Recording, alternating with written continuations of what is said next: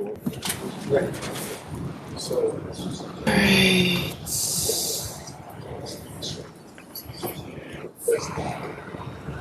Good morning, everyone. Today is Wednesday, January 31st, 2024. This is a regular meeting of the members of the State Liquor Authority being conducted in New York City with video conferencing to Albany and Buffalo. The meeting is being live streamed on the Authority's YouTube channel, where you can also find the recordings of our past meetings. Present today are Chair Lily Fan and Commissioner Edgar DeLeon. Staff in attendance in our New York City office are General Counsel Shannon Kearney-Sarfos and Juan Herrera from the Licensing Bureau, and me, Paula Taylor, from the Office of the Secretary via WebEx from Albany. The next regular meeting dates are February 21st, 2024, March 13th, 2024, and April 3rd, 2024. While in the meeting room, please silence your mobile phones and take phone calls and conversations outside. Please do not touch the microphone at the podium. Items will be called in the order they are signed in, first in Buffalo, then Albany, and then in New York City. When your item is called, please approach the podium and identify yourself, and you should also identify your client as well. Chair, do you have any announcements to make? I just want to mention that the Backlog Committee is in full swing. It's now operating out of our Buffalo office and also our Albany office. It will soon move to the Manhattan office and give us a little bit of time. Hopefully within the next 6 to 9 months, we would be down a significant amount of backlogged applications. In the meantime, I really do ask you to be patient. We are continuing to go in date order.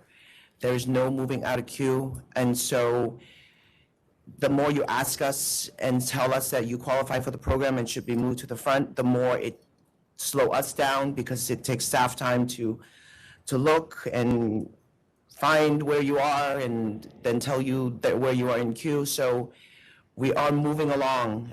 We are going through the application stack by stack, each person who can do it. Licensed examiners are doing between 5 to 8 a day, which is a lot more than what they were doing before. So again, please, the more we can limit the communication, the faster we will go. We say thank you to Tia North up in Buffalo, who has been really working very hard and driving this whole engine forward. So, all right, let's start. Thank you. Okay. Our first item in Buffalo is item 003, Triple Brew LLC.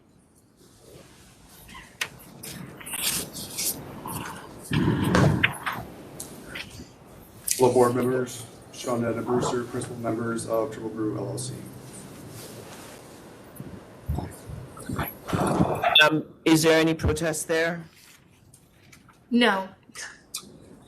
The two of you are the applicants? Yes. Okay. Can you just describe the location a little bit? It's located in a small village on a main street. It used to be an old community bank building that we've converted to a store.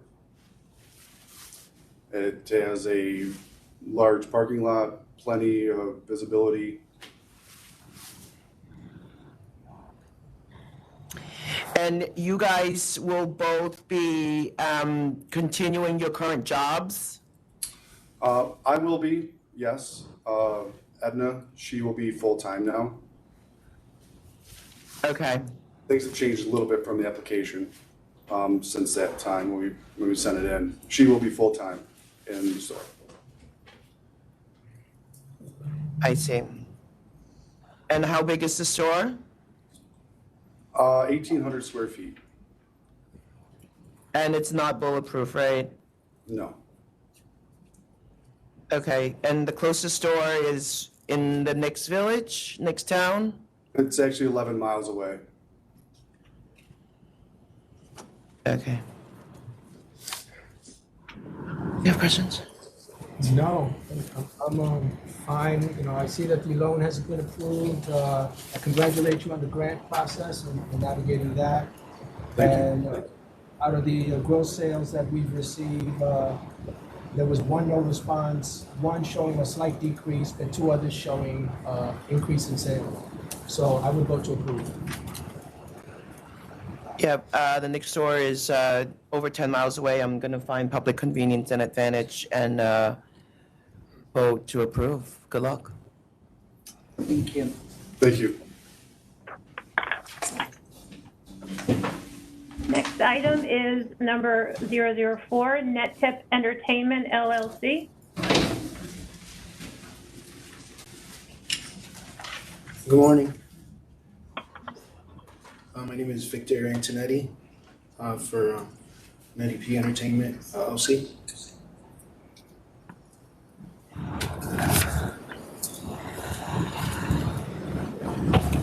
So you were the previous licensee here when you had an OP.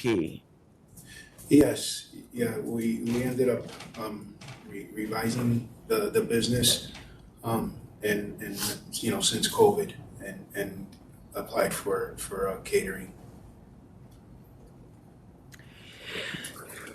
So despite what you say in your documentation, there is somewhat of a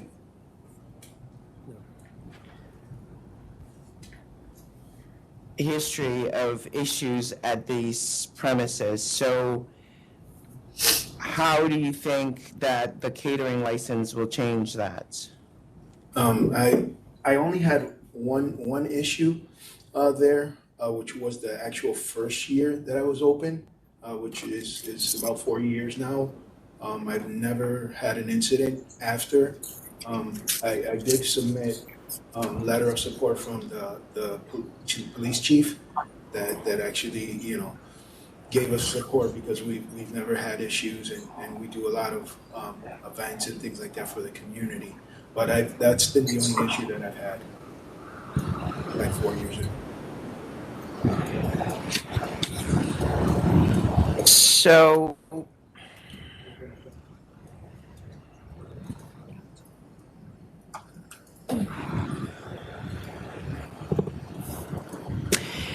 I mean, I have information that there was fights outside.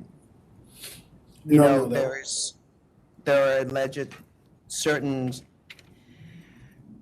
What's your security plan? Well, I have a security company, Henry Brown, that I use, and again, we've never had any issues since. When they did actually give me the points, and I went to the judge and explained, the points were dropped that day. There was nothing showing the evidence of things that they were saying that happened that night. So it was dropped completely that same day. And again, I've never had issues, and I think the charges being dropped is different from whether there was an incident or not, right? So I'm just trying to understand what you're doing to make the establishment different. I What do are have you- license security, and the events that we have now, which is revised, are more private events, weddings, you know, community events. So the events that I'm allowing at my place are totally different. Are you planning to have promoter events like before? Yes, promoter events, but different. There's a lot of events that I turn away. So, you know, a lot of live music, which has worked out great for the venue because we do have a stage, and sometimes, you know, when we do have weddings or we do have, you know, events for the community, they do like to do the karaoke. So we do have a TV now, and it's definitely totally different from the event that I had when I first started. How many tables do you have, and how many tables do you have? So I have 12 round tables, which are 6 foot. I do have 17 of these 6 foot tables. So depending on how they want to decorate their events, they can choose either the round tables or the square. And when you do promoted events, you take all the tables away and it becomes a dance floor with a stage? Well, we actually put the tables around on the side, and there's room for dancing in the middle. And then some events don't even have a dance floor. I do have an event scheduled in February, and they just want tables and just want people to listen to music.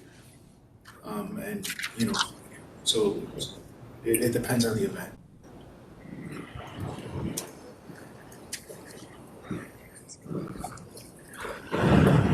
I mean, given your DBA, it concerns me that this is going to become a nightclub. Oh, no, far from it. I don't. That's why I'm just doing special events. I turn away so many events. It's definitely not going to be a nightclub. Would you agree to no promoter, no ticketed events? No, I mean, if just because, I mean, having a promoters, me, like personally me, I mean, I'm a musician, so I Yeah, work but with. you're applying for a catering license. You're not allowed to have promoted events or ticketed events, so you are not applying in the right category. Do you understand what a catering license is? You're Well, I was- limited to the weddings. Just weddings and birthday parties and. Okay, so I guess It's not a nightclub event, sir. The one that you used to have, in theory, you know, if you propose it, it would be a nightclub. So do you want to go talk to your lawyer and come back? Yes, I can do that. All right, let's hold this over 221. Are you okay? Yeah. Do you have questions for him? Ask him. Well, there was I understand you're saying that you haven't had any problems in years, but wasn't there a cancellation in March of 2023? Yeah, the cancellation was of the OP license because I needed the catering one. That's what I was told. So that was the reason why it was canceled. As of February 14th, they submitted the application for the catering one, and in between that, it was canceled. The OP license was canceled. But you got a temporary license, right? Yes, I ended up getting a temporary license in September. No, you shouldn't have been issued that, so that's a mistake on our part. Just based on the history here. This license really doesn't allow you to have a nightclub or have ticketed events or anything like that. So 21, I'm good with that.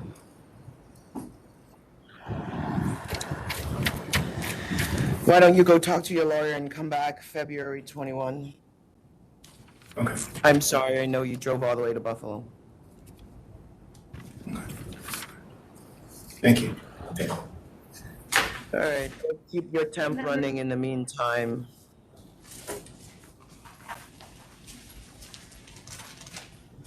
No, sir. Okay, thank you. All right, thank you, sir. Okay. Numbers, next item is number 26, Portville Redemption Center LLC.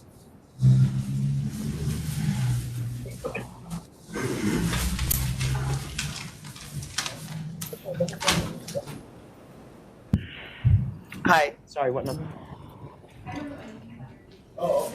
26. 22.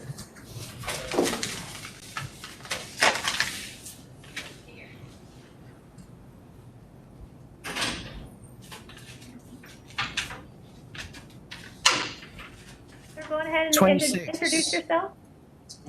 Michael Warner, Portville Redemption Center LLC. And where's the licensee? I am the licensee. Isn't, Wait, so where's your ex-wife? She is at the facility running it. I am the LLC. We are accused that I handed everything over to her, which I didn't. I am still in control of it until I am gifting it to her through a divorce, and we're still going through that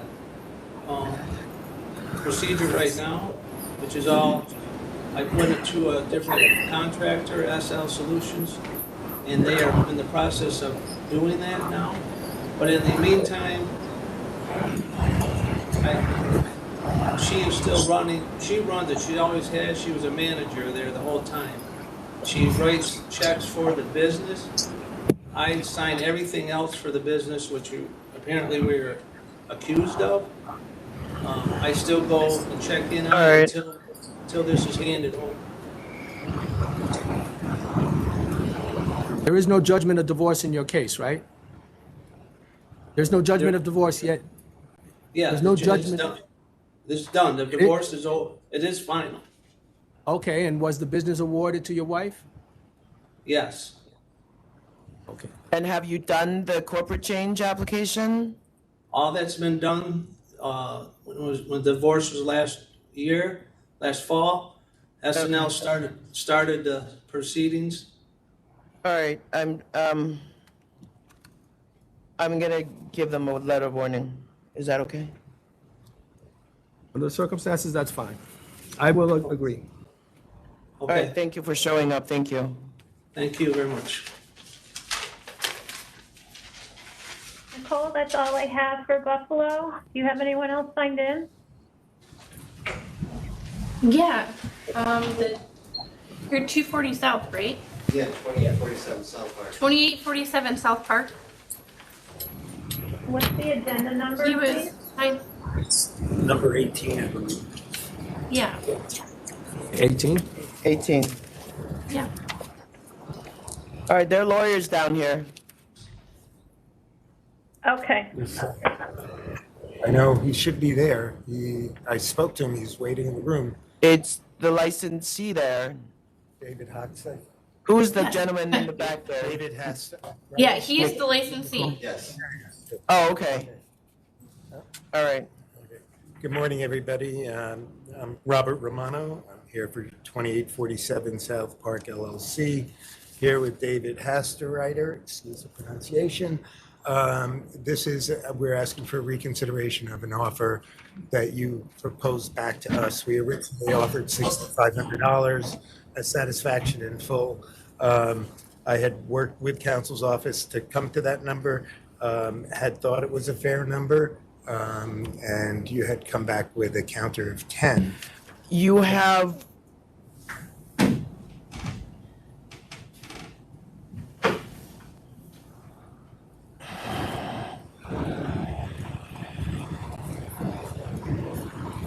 And all right, let's talk to the licensee. Your front entrance was locked when the police came.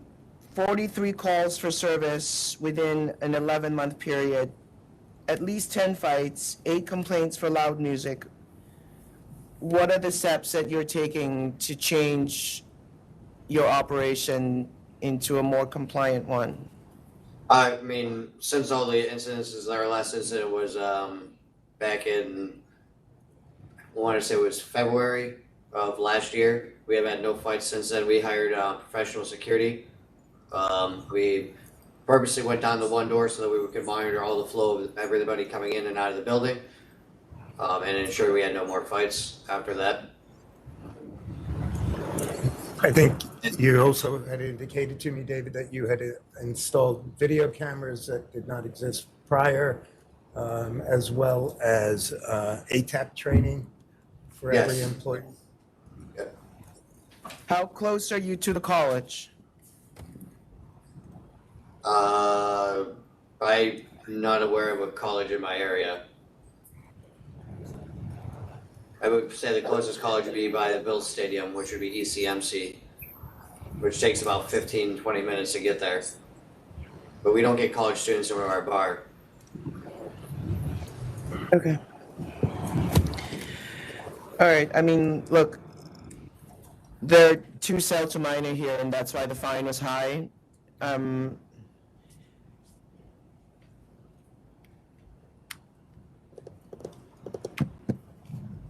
Since they're on the same day, I, with the commissioner's support, will be willing to consider them as one.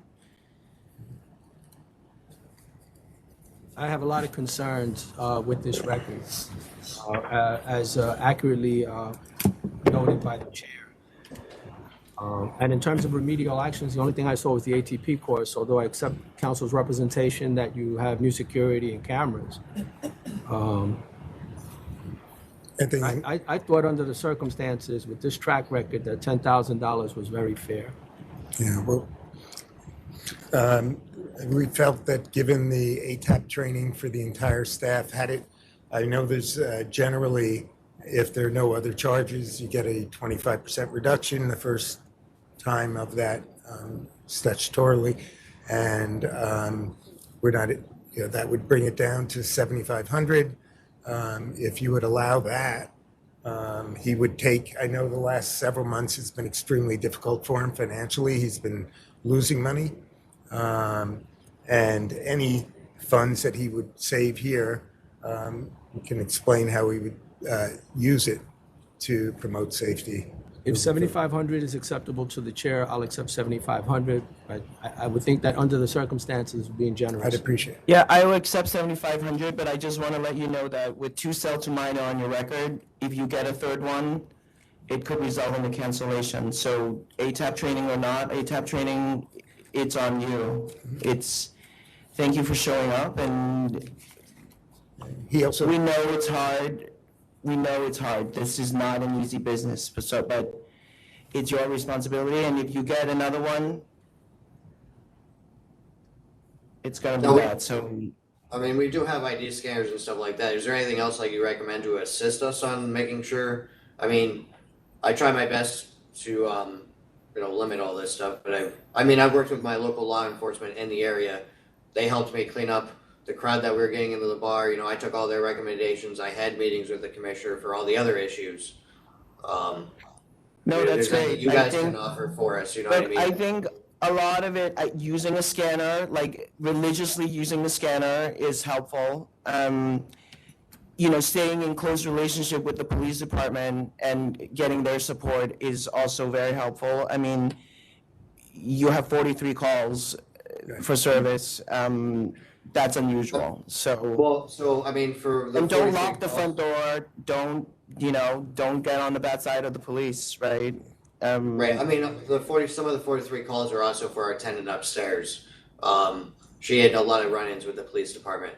So because she is an apartment right above upstairs, she had caused a lot of fights. She was fighting with her kids right on our property, unfortunately. We had I personally called the cops quite a few times on my own end because of my tenant.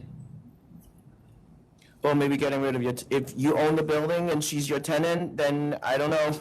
If you want to get rid of her, maybe that's the start. No, I mean, no, she that's is unrelated to the business, but. Right, well, she is gone, but we had our hands tied because of COVID because we were not allowed to evict any tenants. Okay. Because of all the restrictions. So. Look, 7,500, you're trying, so we'll support you. Thank you so much. Appreciate it. Yeah. Thank you. Thank you. And members, Thank I just wanted to just make you aware that this case actually would not qualify for the ATAP reduction due to there being more than one sale to minor charge. Yeah, I know. Okay. But it was on the same day, so let's just overlook that. Okay. Just wanted to make sure. Okay. Are there any other items in Buffalo? That is it. Okay. If you could keep the feet up for just a little bit longer, Nicole, that'd be great. Okay, thank you very much. Sure. We'll move to Albany, and First item is number 17, Eclipse Lounge and Bar LLC.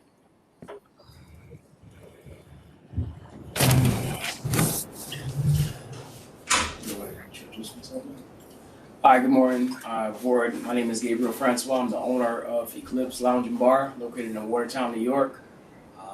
It's a hookah lounge that's new to the area. We're probably about a year and a half old.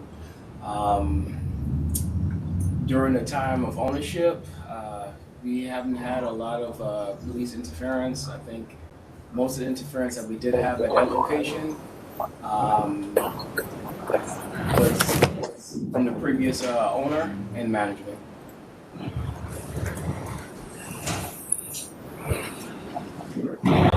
Are you okay with it? Yeah, I am. Sir, are you still in service? Yes, ma'am. How often are you at the location? Every weekend. We only open up on Fridays and Saturdays for right now.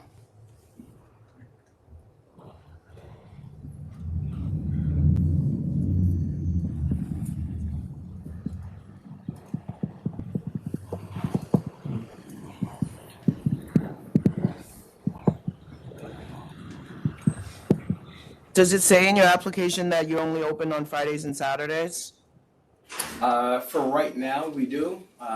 We're currently going to go ahead and we're moving to a new location where we'll be open up during the week as well. You're moving to a new location? Yes, so in the next 3 months.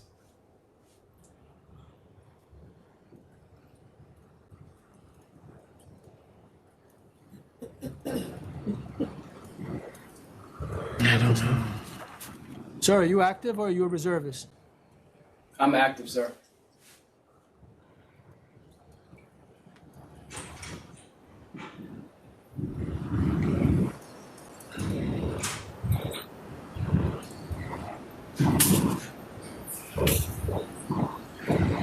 It says Thursday. No, it doesn't. It says Thursday, Friday, Saturday, Sunday.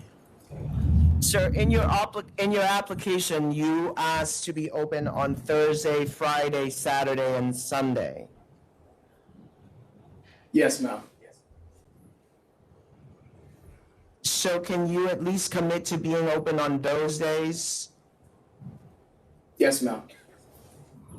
Because otherwise, you are in the wrong category again. So Yes, we do open up on Thursdays and Sundays for brunch as well sometimes.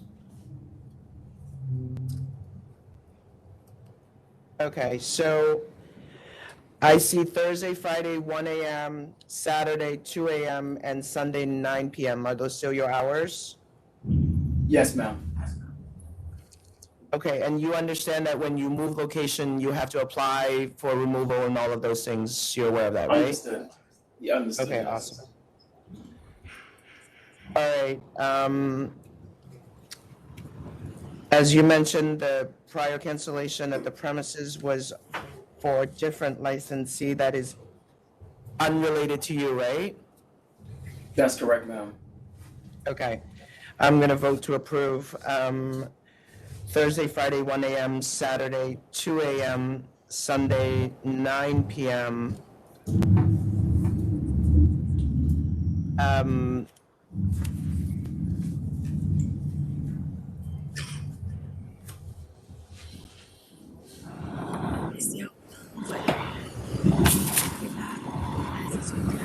Manager as needed, security as needed, recorded music, DJ, karaoke, live music, patron dancing. Commissioner. Waiting for her to ask. I will approve with the I will approve with the conditions that were placed on the record.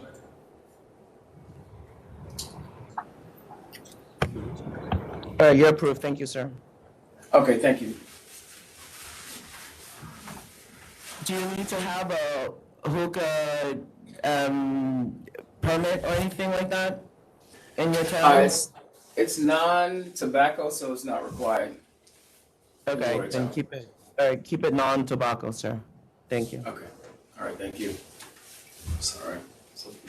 Oh, yeah. Figure that one. Members, the next items are 48 and 48A, Sweet Hospitality Co. LLC and TOKABOCCA Company LLC.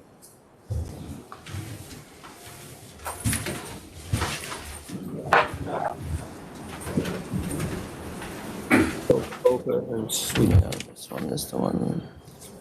Good morning, I'm Lisa Husted. I'm appearing for Joe Sweet, who has TOKABOCCA restaurant in Herkimer, York.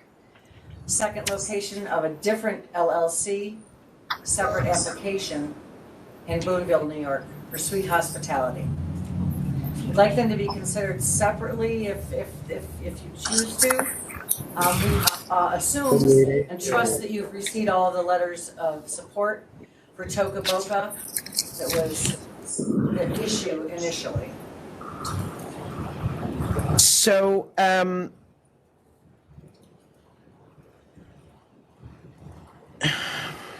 how are you going to manage both of these locations? You also have a hemp license, or you have some other license somewhere else? He has a CBD license for Utica Hemp Company that is managed entirely by a stepson. He is involved in the licensing of it, but he has a full-time manager. And they will be employing management at both locations so that he can split his time between both and be overseer for both. Well, all three, really. Old Forge is seasonal too. And how far away from each other all the three locations? The Utica Hemp is located in New Hartford, New York. That's approximately 20 miles from the Herkimer location. And I would say the Boonville is another 40 miles from Old Forge. Old Forge. All right, why are you opening two restaurants at the same time?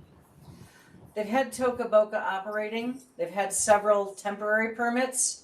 They did very well with them with no incidents other than the confusion when they lost their lease of a Utica Hemp in the same location, moved it in. They were rejected because of that. It's since been removed. We have documentation from both the health department and codes department that there was no CBD product being sold in the TOKABOCCA restaurant. It's a very, very successful restaurant, but it was far more successful with the sale of beer and wine. With the second application, they have added the sale of alcohol as well, rather than using the distilled fake liquors. Their clientele really was more of a nice cocktail with a dinner type crowd. It's not a rowdy bar, it's a restaurant. And the Sweet Hospitality in Old Forge became available because of the quality of their food. It became very popular. And they're only looking for beer and wine in Old Forge. Seasonal. And seasonal. It's a touristy The area. tourist area. Which is Explain again the distilled liquor that is not liquor. Well, they had. It's Go ahead. all right. So when I went in for my interview, I was asked why we applied for it. Why didn't go with the whole liquor license? They were called, or someone said we were selling liquors, but we weren't. It was fermented. So it was fermented wine. And then that's yeah. So then we thought to even correct that, so there's no, it's clear in the future. So I applied for the liquor license, so that way that's never an issue again. Okay. What are your hours at each of the locations? The Herkimer location is Tuesday through Saturday from 11:30 a.m. to 8 at night, and Old Forge is seasonal, and during summer we're open 6 days a week. Tuesday through Sunday, but and then closed when like April when it's slow, and then we open back up when it snows if we have a lot of snow. But there hasn't been this year so far. So right now, the Old Forge location is open on Thursday, Friday, Saturday and Sunday. but, and that's, if there's snow and snowmobilers. Is Amanda Bailey an owner or not an owner? She is. No. She's a Not disgruntled, even a friend. disgruntled, delusional young woman who has no interest in the business whatsoever.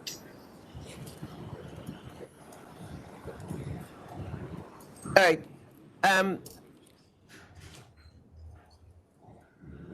Are you okay with it? We just want to take a look at the seasonal one. Okay.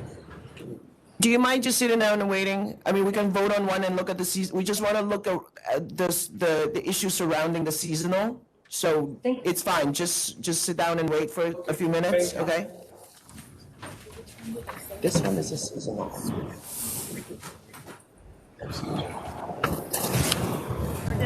I'm sorry. The TOKABOCCA, you said it's 8:30. You're open until 8:30 only. Yes. Well, from 11:30 a.m. to 8:30. And that's currently. But that's currently if The we. bar is not open. Yeah, that's so without the bar. There's no business after 8 o'clock. Okay, so, in your dreams, what time are you open until? Like 11. 11:30 with a full bar, that would be ideal. All right, just give us a few minutes, thank you. Okay, thank you.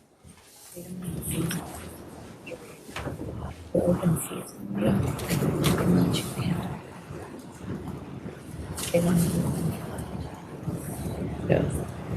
One day or but the thing is like they don't know, like when they open the milk phone, they're taking it in and out, in and out. Right. So.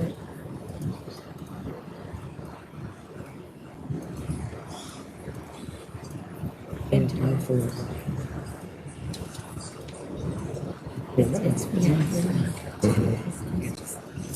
Okay. Can we just confer for 1 moment? I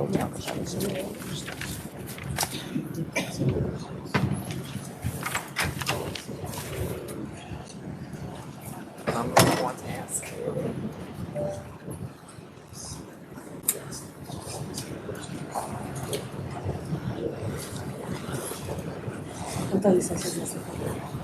Again, the members are in a brief recess.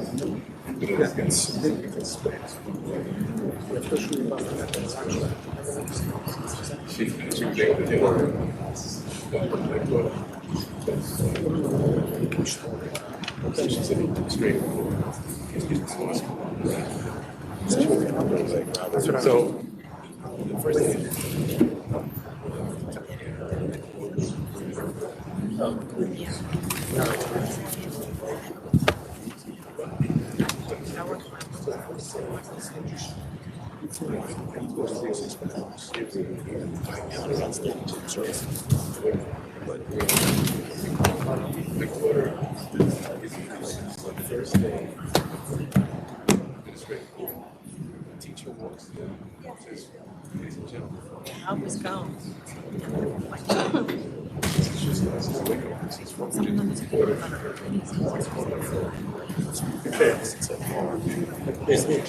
What is going on with this guy?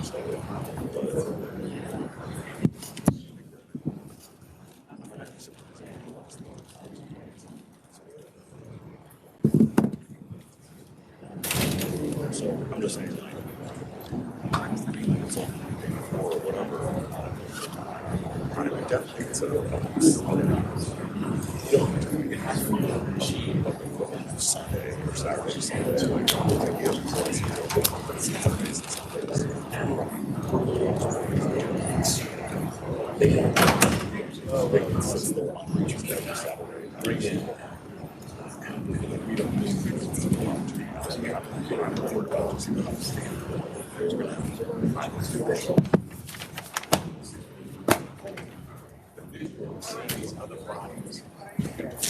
Are we good? All right, Paula, we're good.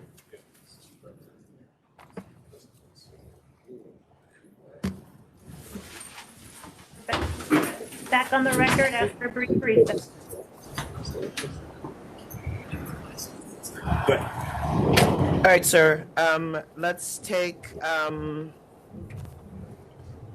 48A TOKABOCCA restaurant first.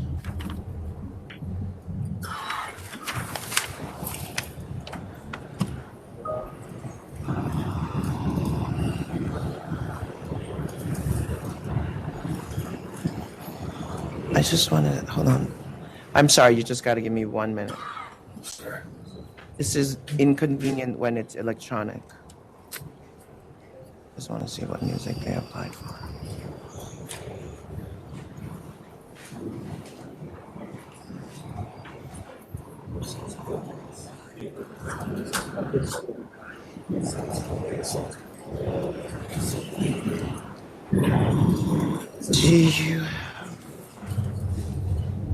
All right. Does your restaurant have a stage, sir, at TOKABOCCA restaurant? No, it doesn't. Okay, but there is DJ recorded and live music, or you plan to have it?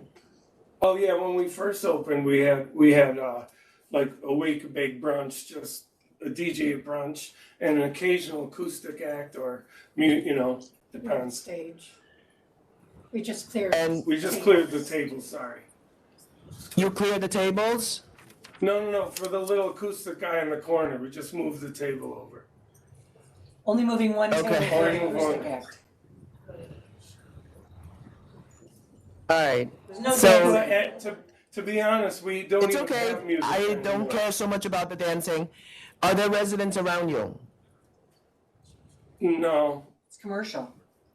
Okay, and you don't plan to have your music outside or No. performances outside or anything like that, right? It's inside, right? Mainly a. Yeah, we're mainly a restaurant. Okay, no, I mean, I'm gonna allow you to have the music. I just wanna make sure that we all understand that you are really not supposed to move the tables to Oh, create a, okay. floor space for performance, Got but, it. I'm just gonna tell you that, use your judgment. You're certainly not Thank allowed you. to take out all the tables and then become a nightclub. That's what I'm No, trying to oh, say. yeah. Okay. So, with the commissioner's support, I'm gonna vote, in the affirmative. I'm gonna vote to approve midnight across the board. DJ recorded live music are allowed. And we have I note the 10 letters of, I note the 10 letters of support that you've submitted, including that from the mayor and the assemblyman. You also have the health department report confirming that there is no tobacco, vapor, nicotine, or CBD or other products being used. With the conditions mentioned by the chair, I will also vote to approve. Awesome. Thank Thank you. you so much. Thank you. Okay, so for your other license, I'm gonna let Maureen Hughes from licensing explain to you what is necessary when you operate only seasonally, because you did not apply for a seasonal license, and certainly you are operating in both seasons, the summer and the winter. So I'm gonna let her explain what you need to do. Okay. So you did apply for a year-round license, which requires you to be open pretty much. Can you hear me? You need to turn the mic on. Press harder. Press the middle harder. Like this button. Yeah, you got it. You applied for a year-round license, not a seasonal license, but how I understand it is the summer is your busy season and you are open during the winter as the weather permits for snow and is that correct? For now. Okay. Yeah. Okay. So you are required to be operational pretty much every day according to your method of operation. So Okay. if you want to just be open seasonally and you have a year-round license, you would be required to put your license in safekeeping with us. Because if enforcement goes out there and you're not open and operating, say for 2 to 3 weeks, they will charge you for non-bona fide. So if you are open, say you're open from April to October regularly, that's fine. Then you might want to put your license in safekeeping if you're not going to operate, say, October through maybe December until the snow starts. So Okay. you definitely want to do that. What you're going to do is you're just going to email licensing info requesting that you place your license in safekeeping, that you're going to be closed for a certain period of time. And then when you want to remove that license from safekeeping, you also just notify us and you'll take the license out of safekeeping and we'll send it back to you. Okay. Okay, all right, because you don't want to Yes. be charged for not operating according to your method of operation. Right. I think the licensing will help them stay open more often as well. You may not even need to do that. Okay, but try to use the 2-week mark as sort of your rule of thumb. Okay. If you intend to be going away, telling your staff, hey, we won't be open, Yeah. do put it in safekeeping. Because Okay, will obviously there's someone in the community who is watching you. So you just got to be, on heightened alert about your own compliance. Okay.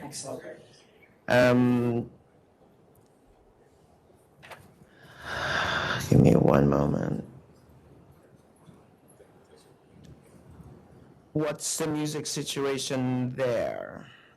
Let me see. We haven't had any. All right, but you applied for DJ recorded and live music. So I'm going to ask you the same questions. Is this close to residence or not? No. It's Main Street. It's Main all Street, Old commercial. Forge. It's all commercial. There's no. Other places, restaurants around us. All right, so all music has to be inside. Try to keep your doors and windows closed. I'm going to vote to approve with DJ recorded live music midnight across the board. I vote to approve with the same conditions. Thank you. Thank you very much. Thank you. Appreciate your reconsideration. All right, no worries. You're obviously getting the temp, so you know this is not your full license. So just make sure that don't mess up on the temp because there is no recourse on that. Okay. That could 100% get rescinded and it will impact your actual application. So, Okay. you know, live by everything that Maureen just said. You know, stay within the hours, stay within your limitations, okay? Thank you. Okay. Will do. Thank you so much. No worries. Thank Sharon, you. Commissioner, with that said, as of right now, would the main application need to come before the members? Yes. Yes. This is a temp. Yes. Yes. Okay. So both applications will go to the full board when ready. Okay. Annie, do you have any other items signed in? Nope, that's it. Okay, if you could leave it up for a little longer, that'd be great. We're going to head to New York City. I just want to correct the record that Maureen Hughes is here with the Licensing Bureau. And with that said, we're going to call item number 15, CHOWK NYC Incorporated.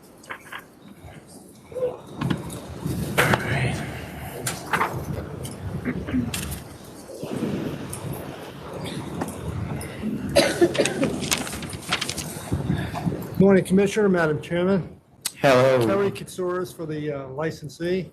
Mr. Gehring is here. And in New York, 30 or 40 supporters of see our that. application.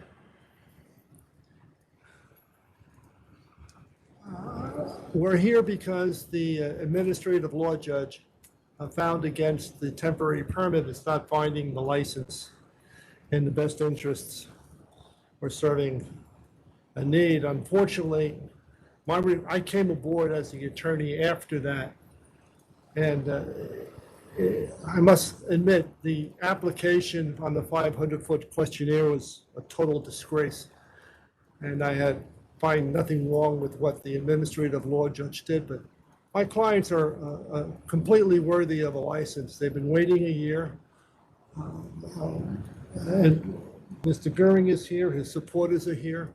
We'll be happy to. Where's the other licensee? Where is he? He is, sorry, he's in Texas due to some emergency work, so he couldn't make it today. Okay, what is the emergency work? He has his kids to take care of, and He lives in Texas? He lives in Texas, yes. That's correct. So he's the investor. Sort of, yeah. I see. You're the operator. Yes, ma'am. Okay. Got it. Okay.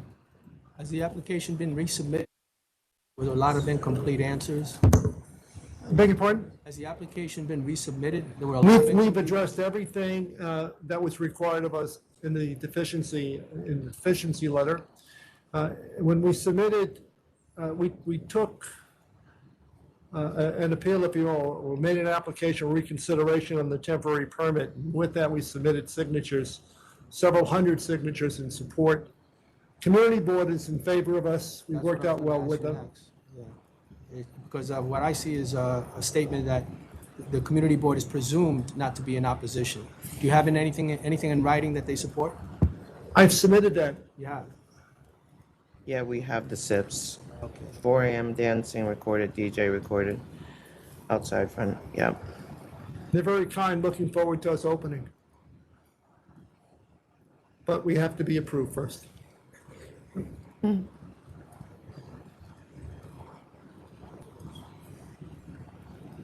That in LEAP or in?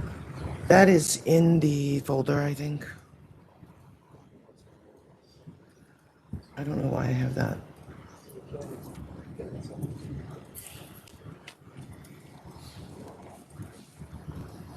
Maybe I took it off of the. Yeah, I don't see it. I see the.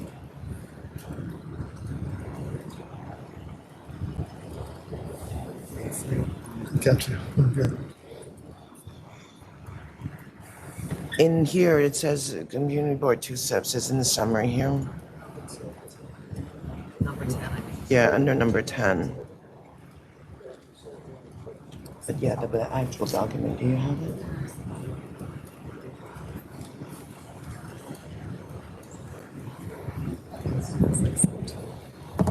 So you're operating now already? No. You're not operating? Yes, we are not operating at all, and it's been almost a year and a month. We've been paying rent constantly. Yeah, that's the situation. So who are all these people? These are some of them are business owners from the locality itself, which includes Sunnyside to Jackson Heights, and I have a lot of friends and supporters who are eagerly waiting, as we are, for the business to be up and running. Okay. And the majority of the folks you see are from our community, which is Nepal. Yes. All right. Yeah. Where is that? They're in the documents. Oh, yeah, in documents and they. You have it? I see it. Okay. All right.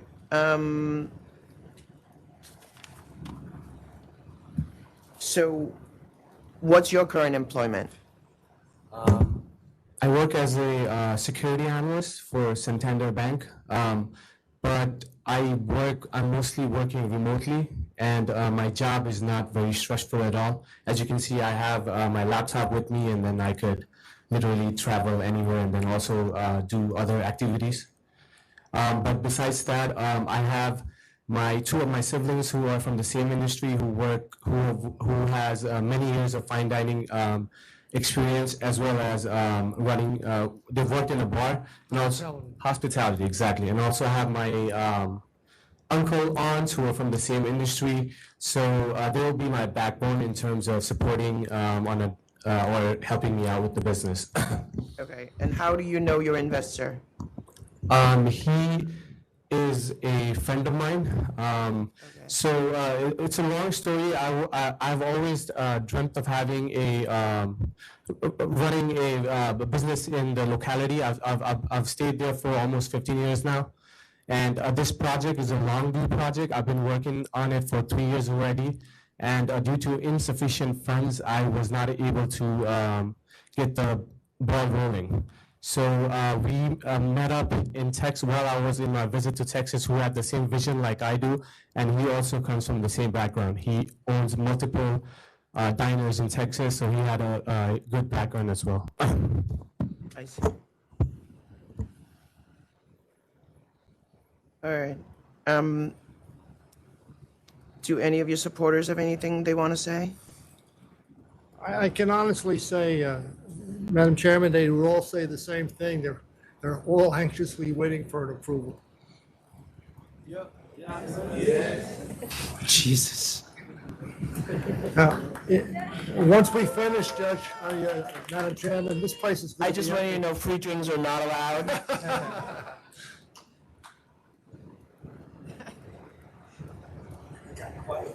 There's comfort in numbers, Madam Chairman. Yeah, I respect that all of you showed up here. I know the importance of having a bar for the community. So with the community board stipulations, I'm going to vote to approve. The outside has to close at midnight. Rear yard 10 p.m. Dancing is allowed, recorded, DJ, and 4 a.m. across the board. Thank you so much. Thank you. I originally didn't see the letter from the community board, but it is referenced in the licensing bureau memo. And so with the stipulations placed on the record, I will also vote to approve. Thank you so much.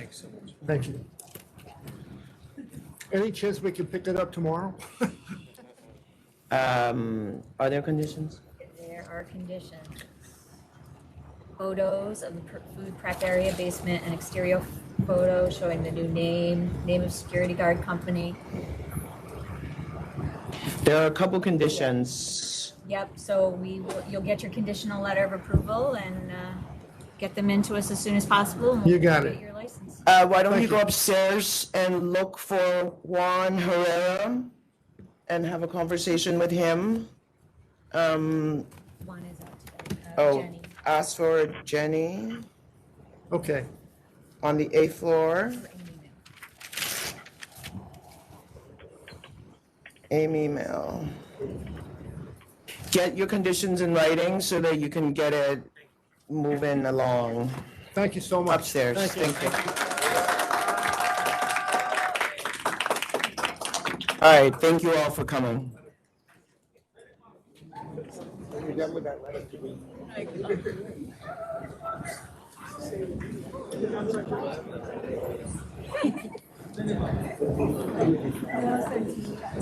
Members, I'm just All waiting right. for the sound to kind of dissipate. Yeah, we can just give it a couple of minutes. Yeah.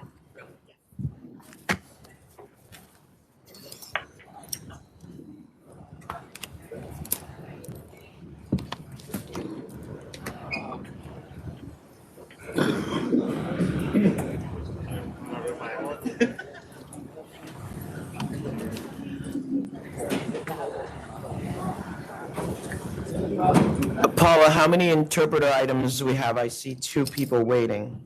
Yeah, we have 2. We're going to call the first one and then the second one. So. Okay.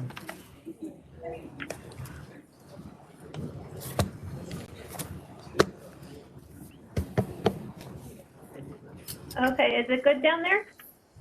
Yeah, I think we're good. Okay, so we're going to call item number 1, El CHANGARO Restaurant Corporation.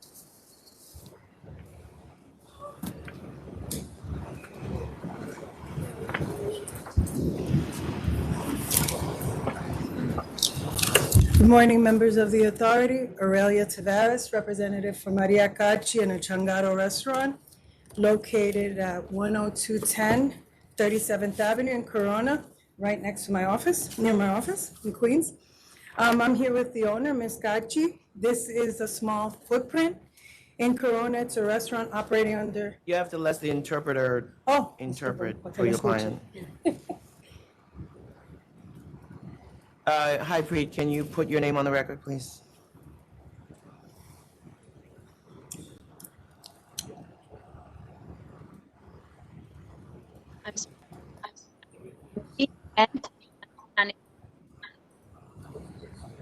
You're breaking up. Your connection is not good. Can you try again? Yes, I am Preet. Can you hear me now? I think so. You're cutting a little bit in and out, but let's try. Okay.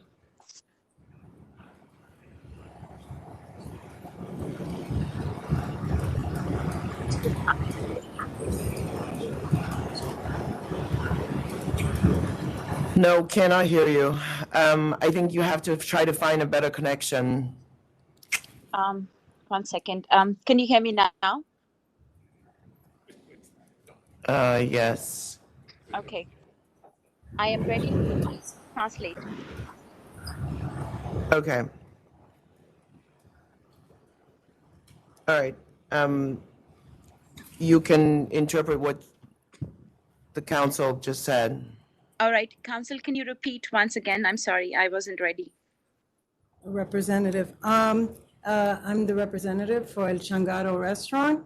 I'm here with the owner, Maria Cachi. Yo soy representante del restaurante María Chenga y estoy aquí con el dueño. It's a restaurant located in Corona, Queens, a small footprint in the area. Es un restaurante que está ubicado en Corona, Queens. Es un lugar, es un barrio pequeño. It has 14 tables, a little bit over 50 seats, and it's an Ecuadorian restaurant. With the hours of operation agreed to with the community board. Este restaurante lleva 14 mesas y 50 asientos. Es un restaurante ecuatoriano y y está operado según las horas que las horas permitidas. The community board has given her midnight all the way around and 2 a.m. Fridays and Saturdays, and she will stop the service of alcohol 1 hour prior to closing, and the occupancy will not exceed 74 seats. Can you repeat the first part, please? The hours? The hours of operation from the community board have been 10 a.m. until midnight, weekdays, and then Fridays and Saturdays till 2 a.m. And then the alcohol service must stop 1 hour before closing. And she cannot have more than 74 people in the establishment. Según las horas permitidas, el restaurante se está operando desde las 10 de la mañana hasta las 12, hasta medianoche, los días de semana y los fines de semana hasta las 2 de la mañana. Con el permiso de que el alcohol no va a estar servido antes de 1 hora de cerrar.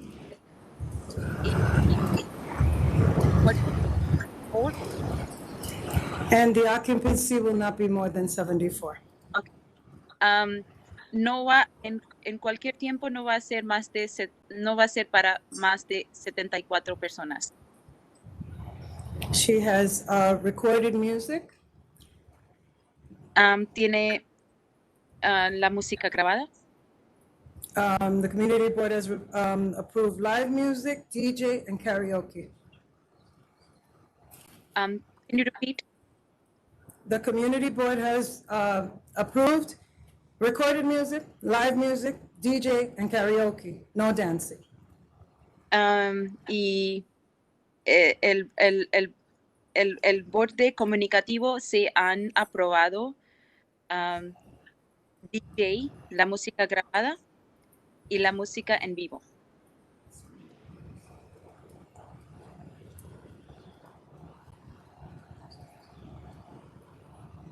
We've been operating under a temporary retail permit for 8 months.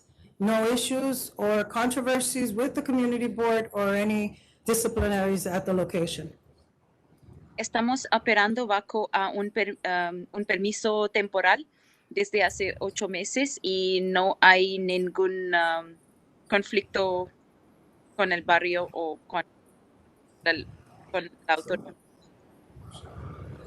When we met with the community board, we addressed issues in the past at the location, and the applicant's hours reflect the agreement with the community board. It's a straight-up restaurant.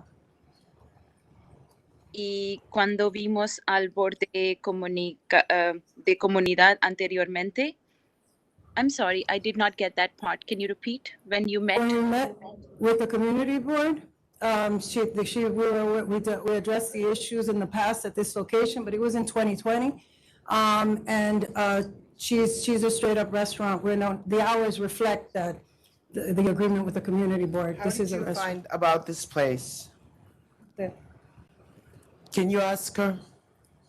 What is the question again? How did she find out about this location?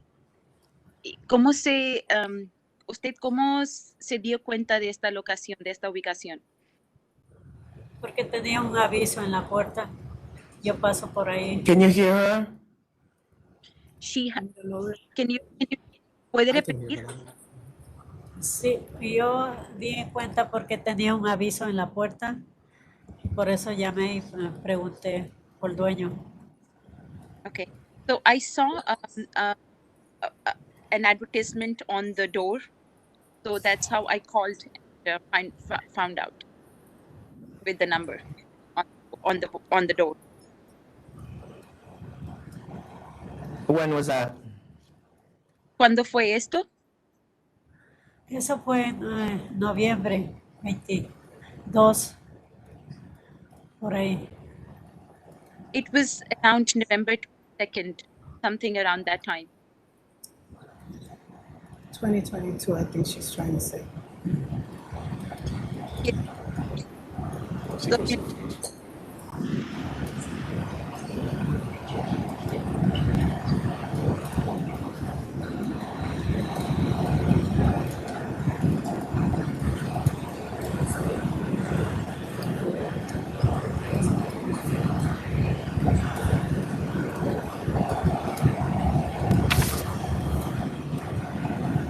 Do you live in the area? Sí, ¿Usted vive en el barrio? sí, por Yes. Corona. And did you know this restaurant before you walked by and saw a sign? ¿Usted conocía este restaurante antes de que usted fue y vio el anuncio? No, No.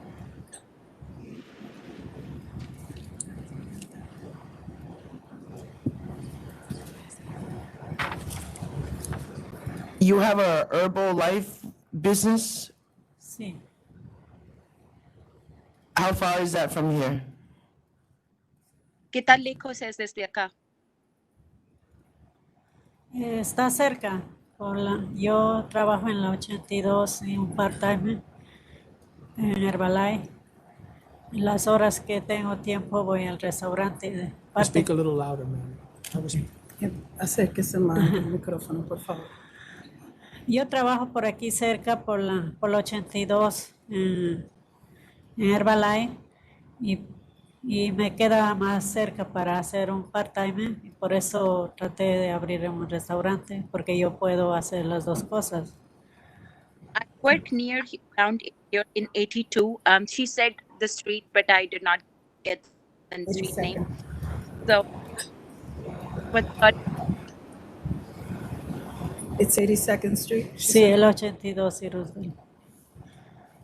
Okay, so she works there part-time, so she has time to do both, like to take care of the restaurant.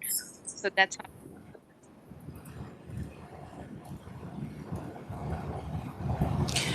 How many days a week are you at the restaurant? ¿Cuántos días de la semana? Sí. Trabajo todos los días. Si no estoy, está mi hijo ahí, trabaja conmigo. ¿Usted trabaja todos los días? Si no, ¿qué? Si no estoy yo, está mi hijo ahí. Okay. I work every day. If I am not there, then my son is there. Are there other family members that work at the restaurant? ¿Hay más familiares que trabajan en el restaurante? Sí. Yes. Who? ¿Quién es? Mi hija me ayuda. My daughter.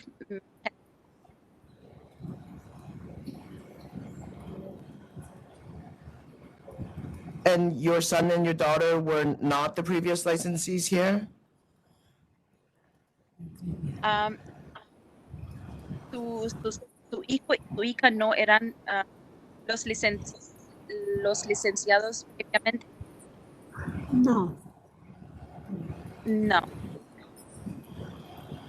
Do you know the previous licensee here? ¿Usted conoce el licenciador anterior? No. No.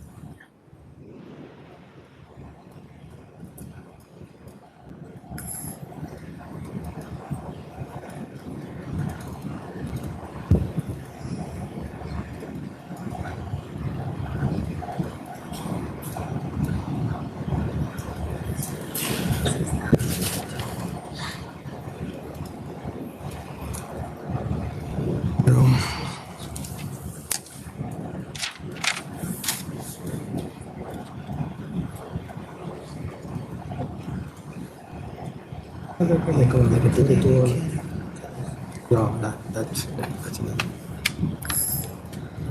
Look, she's operating with a temporary license for 8 months. She hasn't had any community board is in support. Issues with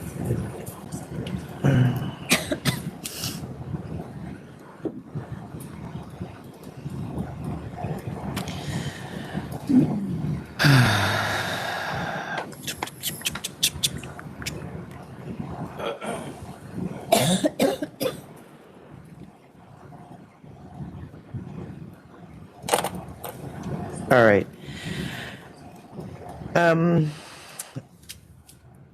It's a restaurant. It's a regular restaurant, right? Sí. Okay. I'm going to vote to approve midnight across the board, recorded music only. Manager is needed. I'm sorry, can you repeat the last part? Manager? Manager is needed, midnight across the board, recorded music only. Voy a probar hasta medianoche, solo la música grabada y el gerente cuando sea necesario. Te puede volver, si quiere cambiar las horas o algo, vuelve Sí. para atrás. Está bien. A las 12 todos los días. Está bien. Con música más grabada. And within 1 year, after 1 year, you can come back and apply for more hours and more music. Después, If you do okay. Después de 1 año, usted puede volver y solicitar más horas o música en vivo. Está bien, sí.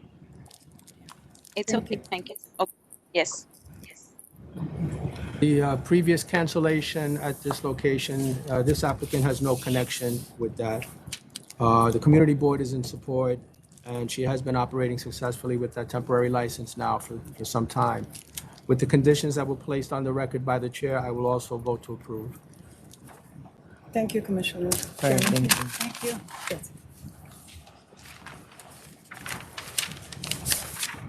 Okay, thank you, Gurpreet. I believe we're all set with your services. Again, thank you so much.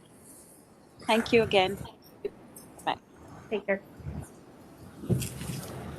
Members, the next item is number 21, WH Wine and Liquor Warehouse Incorporated, and we do have Ding Dudley as our interpreter. 21. Good morning. Good morning.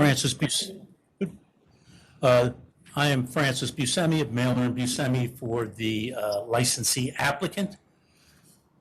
With me today is Mr. Wang. Should I start translating now? Yes, please. Yes. 他今天是代表王先生，他是做这个牌照申请人。Francis. We are here in support of Mr. Wang's liquor store license application for removal of WH Wine and Liquor Warehouse, 450-foot removal within the same shopping center. How long have you had the store? Excuse me, for removal what? I'm sorry, I didn't get that part clearly. Could I suggest perhaps, I mean, I've gone over this, what I'm going to say with Mr. Wang, with his nephew who speaks English. If you have any questions for Mr. Wang that I wouldn't be able to answer, so as not to just delay things, I can respond to a lot of it and give you my presentation, unless you prefer to have everything. You asked for an interpreter, so you have to let her interpret what you're saying. Yeah, okay. I'm not delaying it. You asked for an interpreter. No, I'm not saying that you're delaying it, Chairman. I think you did just say.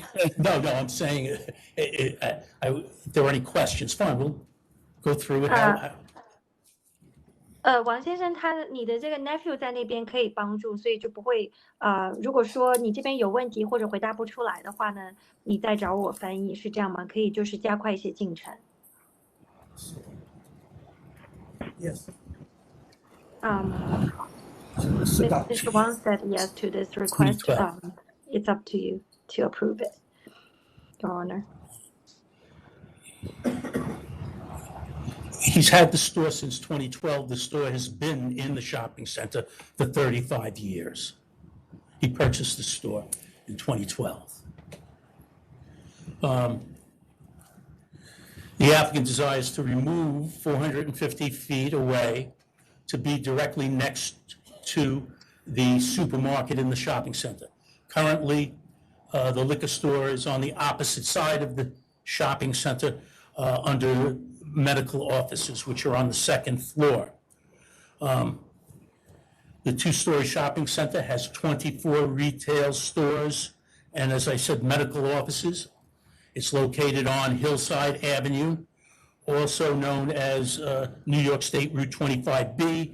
It's a heavily trafficked thoroughfare which runs for 7.25 miles from Queens Village into Westbury and Nassau County. In Queens, the Hillside Avenue has up to 6 You have lanes. to let her interpret, sir.他是想说你这边因为就是这个店，它现在是在一个mall 里面，然后呢是2012年购买的，已经这个店本身它是有35年的历史，在2012年王先生你购买下来，因为它现在所在的位置呢是在这个 mall 里面，它在完全相反的那一面是跟那些医疗办公室离得比较近，然后呢跟这个高速上的这个很重的这个交通连的比较近，所以目前的位置是这样，在24 Hillside Avenue 在纽约，也就是在这条路上，所以是在交通比较忙的那一面，所以你们是希望申请能够换到另外一边的这个位置去，对吗？对的。Approximately 30,000 vehicles pass by the shopping center on Hillside Avenue each day. 每天差不多那个 Hillside Avenue 那边大概都有将近3万辆的车来来回回开，所以这边交通是非常的繁忙。The proposed store is a total of 3,770 square feet with 1,745 square feet of retail sales area. 所以占地将近是3700多的 square feet。The current store is 2,040 square feet with 890 square feet of retail sales area. 现在这个呢是2400多square feet 的这个面积。The total sales of the store for 2023 is just a little under $2 million. 2023年的销售额就是基本上快要达到200万美金。And the business here, Mr. Wong wants to expand the size of the retail sales area and also provide some more storage space. 所以王先生，你这边是希望就是有扩张这个业务，然后呢，除了这个零售业，你也希望能够有更多的这个储藏的地方。He wants to expand the product selection that's displayed, as well as the refrigeration section of the store. 所以你是希望能够展示更多的这个酒的选项，然后同时呢有更多的这个冰箱的储存空间。He wants to start including new categories such as something relative to orange wines, what they call orange wines, has a tint to it. It's a blush, organics that he wants to carry, as well as these newer canned cocktails and wine drinks. 所以你其实也希望能够扩张更多的一些新出来的酒的品类品种，比如说新的这种橘子类的酒，这个是比较有机的 organic 的，同时还有一些那个罐装的 cocktail 鸡尾酒。Currently, his existing store is pretty cramped, where customers really there's very little area, and trying to get as much shelving space as possible. There's very little area for customers to go around the aisles and come up.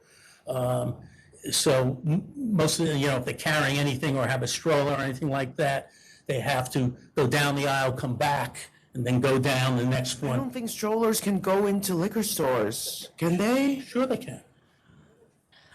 他说因为现在的空间比较小，很挤的话呢就没有办法，如果有人推着这个推车 stroller 的话就没办法掉头，可能要把 stroller 放楼下。然后刚刚他们提问就说 stroller 可以推到这个酒店里面吗？ Adult mothers go into the liquor store with their children, with their young children, and people bring in carts, shopping carts that they roll Shopping around. carts? You know, those shopping carts you call. 有的时候会有那个 Yeah, they're, you know, and right now it's, yeah, no, they're not coming in with a super, no, they're not coming in with a supermarket cart, no. But right now, they can't, if you're carrying anything of substance, you can't get around the aisle, you have to go down and back up. So he wants to expand the aisles. So there's nothing wrong with the lease? It's not The store opened up next to the supermarket, and the landlord's giving the opportunity to go into it. Okay. It's the same landlord. 所以你跟那个房东 It's the same 其实 landlord. 历史上面没有问题哈，你只是希望能够到超市那边去，就是扩张一些空间，有一些改变。So currently within a 0.75 mile radius of the location, the population is almost 33,000. 所以在目前0.75迈的这个区间内，大约人口是有3万， with over 10,600 households. 大约有10600个家庭。 And when you get within 2 mile radius, the population goes to over 230,000 with over 76,000 households. 如果是在两迈的这个区间的话呢，大约这个人口有23万，然后房子家庭大约有76000家。 Now, from what I received from the Liquor Authority, only 2 of the closest stores provided gross sales figures. 从我看到的这个收到的这个报告来看呢，只有2家附近的这个店能够提供比较好的一些销售量。 Those 2 stores are AAA Liquor, which is 0.8 of a mile. 所以有一个这个叫 AAA Liquor， 他们是大约是0.1迈。 And then the other store is 14th Street Wine and Liquor, which is 1 mile. 然后还有一个叫14街 14th Street Wine Liquor， 大概是1个迈以外。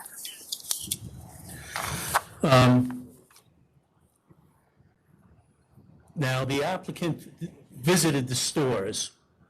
All of the stores but one are bulletproof stores. And I noticed on the gross sales letter of AAA, they indicated that it was not bulletproof. I provided you with photographs in an exhibit showing the liquor store. It's what I would consider a hybrid bulletproof store to some extent, where they can open a door or keep it closed and act as almost a completely bulletproof store. So I would assume, yeah, I'm sorry, go ahead. Yeah, 然后呢，就是这家店呢，他是说，他声称他是有这个，我们有去看了一下，就是都是 bulletproof 的，有防弹的这种店。如果是，然后像 AAA 这家的话，我是没有看到，但是要保证它这个门是打开是能关上的，就把他声称是有 bulletproof 的，有防弹的这种。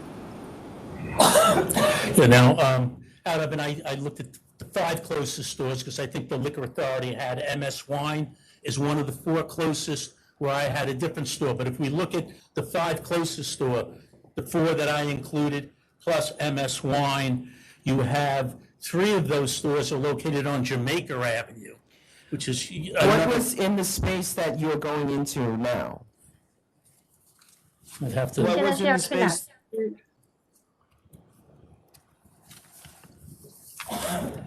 Yeah, what was in the space that you Let me take a look are going at into the application. Can you ask him? Yeah.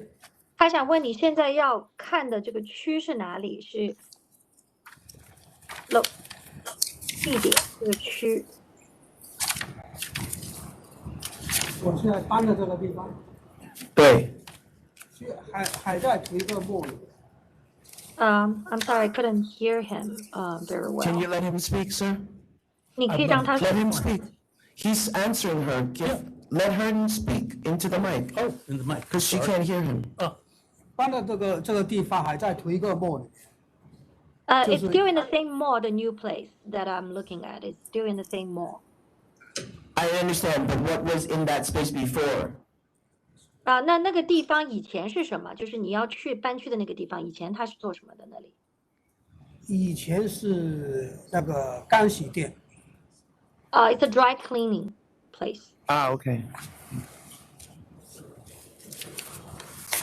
So as I was saying, out of the 5 closest stores, 3 of those stores are located on Jamaica Avenue, which is south of Hillside Avenue, and is a main thoroughfare on its own. A 4th store is located on 209th Street. There's only 1 store that's located out of the 5 closest on Hillside Avenue, and that's 0.8 of a mile away. That's BABI Enterprises. So can I ask him a couple of questions? Sure. So the intent is to move the store into this new location, right? 你的目的是为了要将你的这个店搬到新的这个地址，对吗？对。You're not going to keep the lease of the old space as storage or anything like that, right? 你原来的这个店里面，你的 lease 你还留着吗？应该不会留了，是吧？你也不会把别的那个就储存的东西放在原来的地址，对吗？不会的，我就是搬新的，就全部搬到那边。Yeah, I will not use the old address for storage. I'll move everything out to the new location. Okay, because there is someone who lives in the area who is protesting a new store. But I assume that you're just moving and there is no new store. I just want to clarify that. 他说因为那个地区有人呢，就是抗议开新店。他说我猜想你这个地方，你只是搬过去，你并不是它并不是有个新的 business 新的店开张，对吗？你只是搬到一个已经有的，以前是有 business 的店去，对吗？是的。Okay. Yes. All right. Yeah, Chair, with that, I'm gonna, unless you want to go on. No. I think we're gonna vote to approve, sir. Okay, thank you. Thank you. Commissioner Villion? Yeah. I will also vote to approve. All right, thank you. Have a good day. Thank you. 好，谢谢。Thank you, Dudley, for your services. We very appreciate it. You're welcome. We're done here? Yes, we're through. Thank you. Thank you. Bye-bye. Bye-bye. Members, the next item is number 19, Chelsea Market Events Incorporated. Good morning once again, Robert Romano for Chelsea Market Events Incorporated. I think this is a fairly benign matter. My client had been open, then was forced to close, thought they would only be closed for a short period of time, was also not aware of the safekeeping regulation. As soon as they were called me about it, I instructed them to place their license in safekeeping, which they did immediately. Currently the license is still in safekeeping because there are ongoing issues with the HVAC. They're trying to work that out. So I would ask. There's no such thing as a benign matter. Thank you. Okay. So the licensee lives in Chicago? He's here a lot in New York. He has an apartment in New York. His main, I believe his legal residence is in Chicago, but he does maintain an apartment in the Village. I mean, what's the intention here? It's hard for me to believe that Chelsea Market. This is no longer in Chelsea Market. The landlord is not. Nope. Jamestown. Who's the landlord? No. Mike. It's Shaw and Company, but it's he moved. What happened was this was an ongoing open space, tavern, bar, nightclub, whatever, and they were in Chelsea. What is it? You just said everything. It's not a restaurant. Excuse me. It's a tavern. Well, I'm trying to picture. It's a lounge. I think a lounge would be the proper wording for it. And they had been in Chelsea Market. Lease was expired, and they were forced to move across the street, 90 feet across the street on 9th Avenue. They did open for a very brief period of time. And then they had issues with the HVAC. They closed. They remained closed for, I believe it was 3.5, 4 weeks. And that's when they came in and noticed that they had been closed. Mr. Michael Gancar's principal, explained to them at the time of the issues in the building, and it's happening. There are several commercial spaces in that building. They're all having similar issues. Although I think the liquor store above him did reopen, but that space in the basement is still uncomfortable to go into.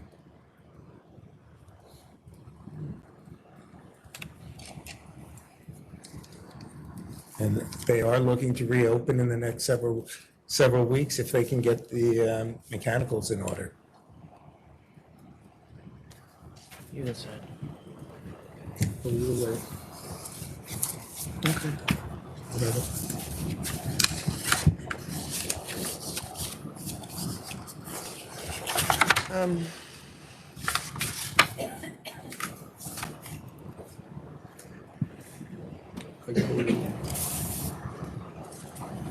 I have a clean record.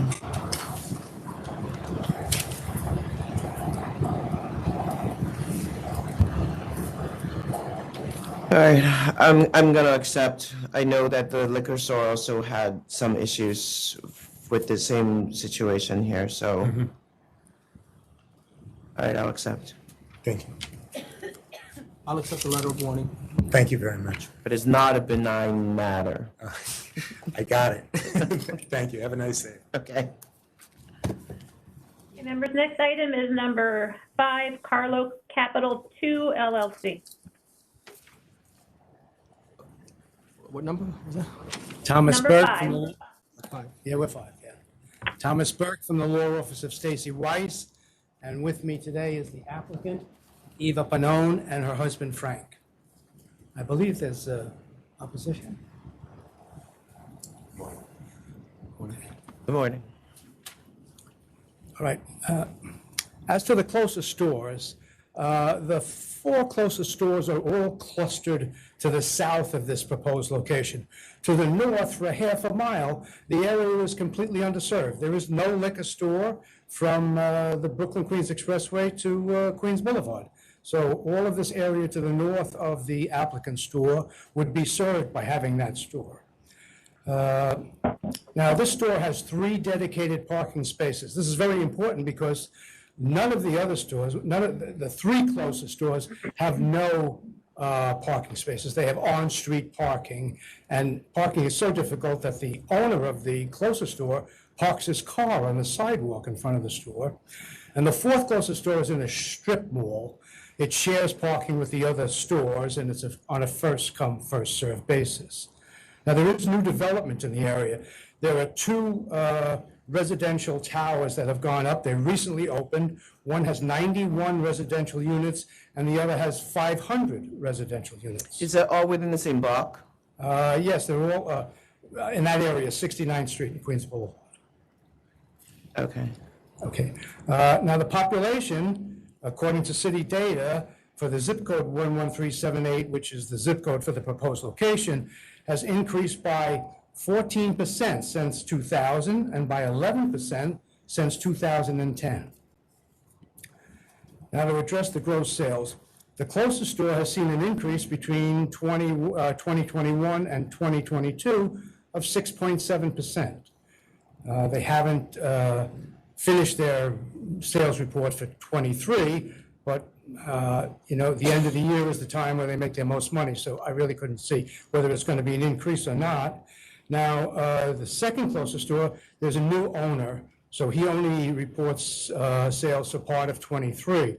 However, the applicants considered purchasing that store when the current owner purchased it, and they did some research as far as sales were concerned, and they were told that that store averaged $1 million a year.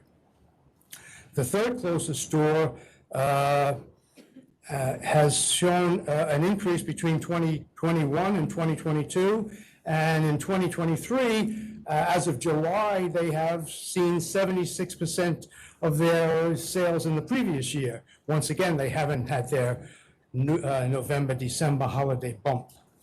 The last store, the furthest store away, has a decline. It seems to continuously decline, but they have seen over $2 million in sales every year. I don't have any protests in the audience, do I? No, no.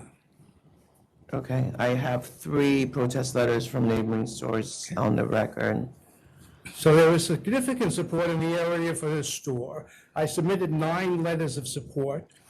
There's a letter of support for the local community, from a local community group, from the local police precinct, from former Councilman Joe Lentol, and from other neighbors and businesses in the area. This was not his district. He's a friend. He is the assembly person for where you live, Brooklyn, or not? No, Brooklyn. Not even that. They're personal He's a friends, friend. yeah. Right, he was the former legislator for the location where you live, but not the location of where the store is. Okay. And you're going to manage, sir. And why are you not on the license? It was a family decision. It's a woman-owned business.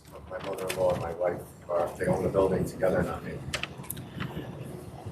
And we also, we definitely want to have a platform for female and women winemakers. I understand. So we want to have that as a highlight to show leadership. And Ms. Pannone would like to be heard about the store itself. You have residents upstairs? My mother does? Okay. Do you have their support? Yes. How many units are upstairs? 2. And it used to be a salon? Next door. The way the building is situated, it's 2 residential units on top and 2 commercial spaces at the bottom. The salon is still there? No, no longer. So what's next door? It's an office. Like a business office? It's a storefront office? Yeah, it's set up as a storefront office. Okay. And who's that? Who's the tenant there? Right now, it's vacant. I see.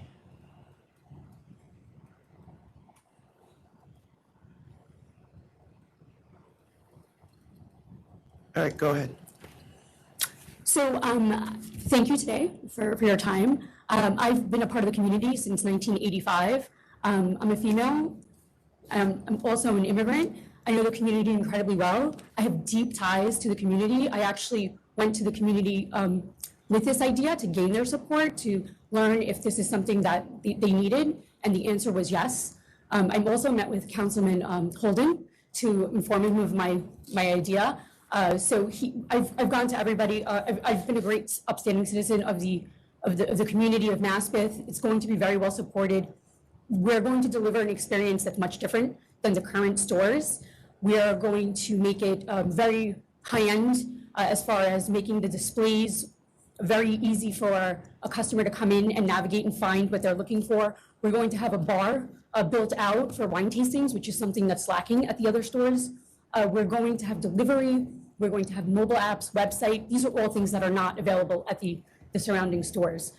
In addition to the parking, right? Parking has become scarce in the community. It's a hot commodity. Like, parking is very difficult. We can offer that right at the rear of the building. In addition, the area that we're located in is off the shopping district, so it's just easier to park naturally. Parking spots, or you mean just street parking? I have both. I have street parking that's a much better situation, but I also have parking at the rear of the building. I see. How many spots? 3? Technically 4, but 3, it would be tight, so we're going to say 3. I see. Oh, yes, and I touched upon this a little earlier, but we're also going to be, one of the things that's going to distinguish us from the rest of the stores is providing a platform for female winemakers and distillers. That's something that's not there right now. In any of the sections, I visited the stores myself. It doesn't exist. It's a gap. It's just a glaring gap. And I think that's a really important factor, because as a woman myself, I really want to be able to support other women that are getting into this industry that have been unrepresented for quite some time. In addition to that, we're also looking to expand the selection that's also not available at the other stores for New York State wineries and distillers. We also have some letters of support from them as well. So overall, we're really looking to deliver an experience that just does not exist in the area. Yeah, but a man's going to be there full time. I will be there as well. Not full time, but I will be there. 30 hours a week. Yes. And that's not to say we're looking to have staff. It's not to say that some of our staff won't be females as well. Okay. And you're keeping your job? Yes. Okay. I've done this before. I've worked full-time and I've run a business. No, I see from the support that you're clearly a doer. We need more of you in our industry. My mom raised a tough woman. I like that. Where are you at? Yeah, well, this is a great presentation, and the gross sales that I see to justify this store. So I would vote to approve. Thank you. Thank you, sir. Yeah, I'm gonna vote to approve as well. Thank you so much. Yep, you're welcome.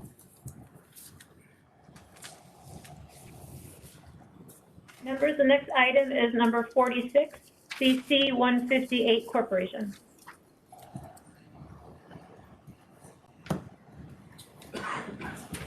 $45th, 46. 46. All right.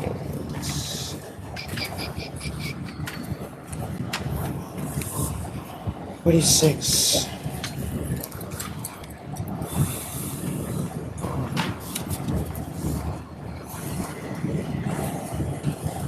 BB Craft and Carry? That's right, yes. You guys are the licensees? Yes. You have many locations? 7. And they're all in New York State? Yes. All right.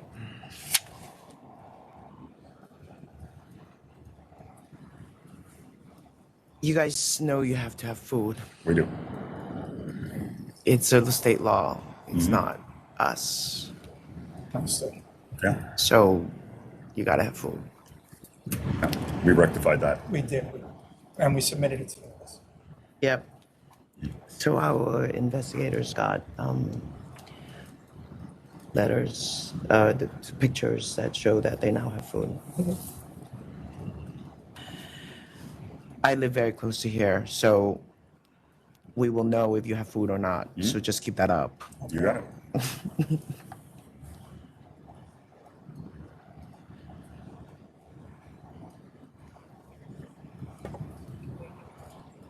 Yeah.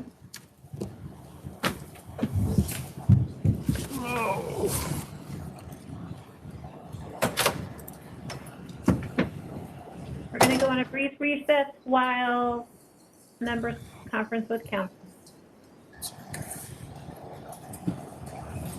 Yeah.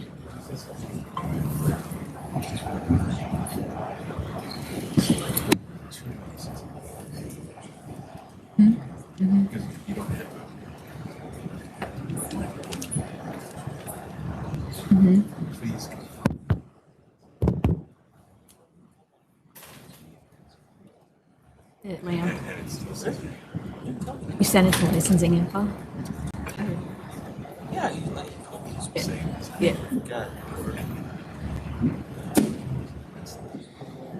Which one is, so is, right?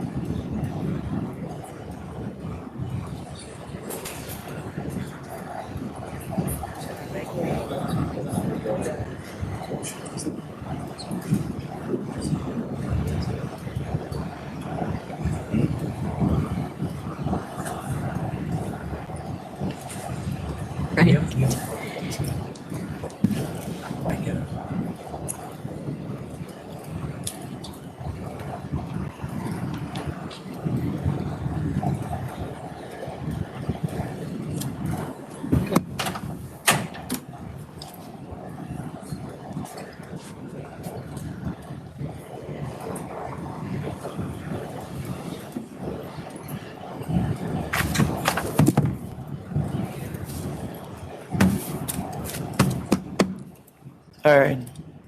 Okay, after conference with council, we're back on the record.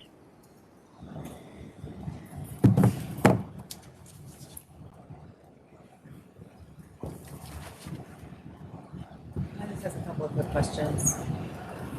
Sure. So you, as of January 29th, still didn't have food, but you do now? Yes. Yes, yeah. Oh, he came in yesterday and looked at it, yes. Okay. So, and one of you are in communication with Bob. Spoke with him? That would be Brian. Yes. So he told you back a while ago you needed to have food. Yes. We didn't want to submit anything that was really half-hearted, so we took the time to do it. Right, it is a very small shop, so we have Yeah, we limited know. availability. You know, the chili that you used to do is sufficient. I mean, you need to have something. Yeah. It needs to be something So we have- at all your locations. Yes. You know, if you want to just be a off-premise shop and not serve there, that's a different story, but that's not Right, understood. what you Totally have. understood. Do you have a food protection certificate now? Yes. We do, yes. All right. All right.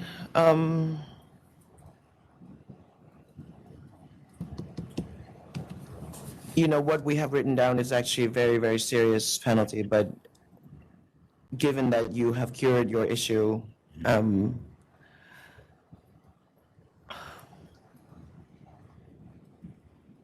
think some amount is warranted.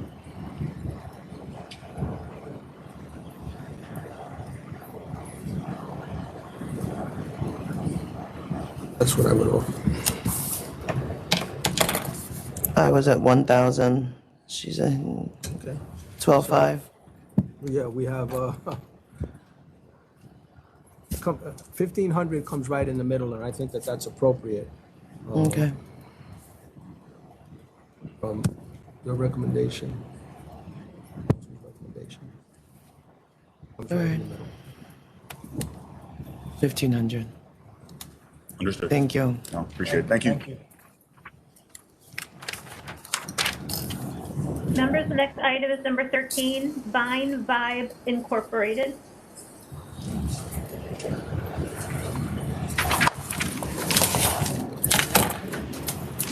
I can just say good morning or good afternoon. It's 12 noon. All right. Hey, Paula, after this, I need a 2-minute break. Thank you. 15. From Yosemite, I'm here with the applicant, Dong Zhang. And before I get into a presentation, Chairperson, I got to compliment the authority. In the past 2 or 3 weeks, I've gotten letters, responses, things that I haven't had for 6 or 8 months. So No way. That makes me so happy. Things are happening. I'm not Thank saying. you. I love that. Thank you. So I applaud what's going on. That bring chills, and thank licensing staff, please. No, And send them all kinds of encouragement, and I try to. I mean, there are glitches and whatever, you but feel something, say something. No, anyway, getting on to what we're talking about here. First of all, I thank the board for allowing this reconsideration, and I've written a very extensive and cogent explanation as to why there should be a reconsideration, but I'd just like to highlight this whole thing. I took all of the reasons for disapproval and I analyzed them paragraph by paragraph. Your first paragraph of a conclusion merely indicates that there are a number of stores in the area, 8 somewhere within the area, but that alone is not sufficient. This board, every time there is an application for a new license, reminds those that protest that competition alone is not an adequate reason for disapproving a new applicant. The criteria of public convenience advantage is a rather complicated criteria. It has many elements, there's many indicias. There's the number of stores in the area, the increase in growth of those stores or the lack thereof, the increase in population or the lack thereof. And I submit on all of the elements that you look at on a routine basis, this store qualifies. This store qualifies because the 2 stores that reported the last time this was before you showed increases. One showed an increase of about 15%, the other showed an increase of about 5%. But what's interesting in what you did in your reasons for disapproval, you went on and on about a store that didn't report. And one of the stores that didn't report was a store known as Zacky's. You could almost take judicial notice of the fact that Zacky's is one of the preeminent liquor stores in the state of New York. It's Zacky's moved though, right? That's what I'm getting to that. In your reasons for disapproval, you said. why is this timely? This was decided in April, and you got the decision when? Somewhere in the end of July. And we put in our request within 30 days. So we. And you've had this lease the whole time? You own the building? No, they don't. No, it's a shopping center. That's what I'm going to get to as well. No, the landlord has been gracious. Well, the space has been open, so the landlord is still keeping it open and has worked with this gentleman to hopefully get the store rented. But let me go on with the presentation. You were caught up with two things. One was that the closest store is 500 feet away from this location, and there's no denying that the store is 500 feet away from the current location. But that store had an increase. It's interesting the way you posed your response in your written reasons. You at first indicate that from 2020 to 2022, which was the last year that the numbers were reported, there was a decrease. Then, at a later point, you acknowledge the fact that there was what you call the COVID bump, and that you're supposed to disregard the numbers from the COVID bump. So if you look at 2019, which was the year before COVID, and you look at the year 2022. So can you just focus on why we are reconsidering this right now? Well, I'm getting to that. Your reasons were twofold. One, that there was a store 500 feet away. I've given you case law where it was 87 feet away, and that wasn't a valid reason to turn down a license. And that was a Court of Appeals case.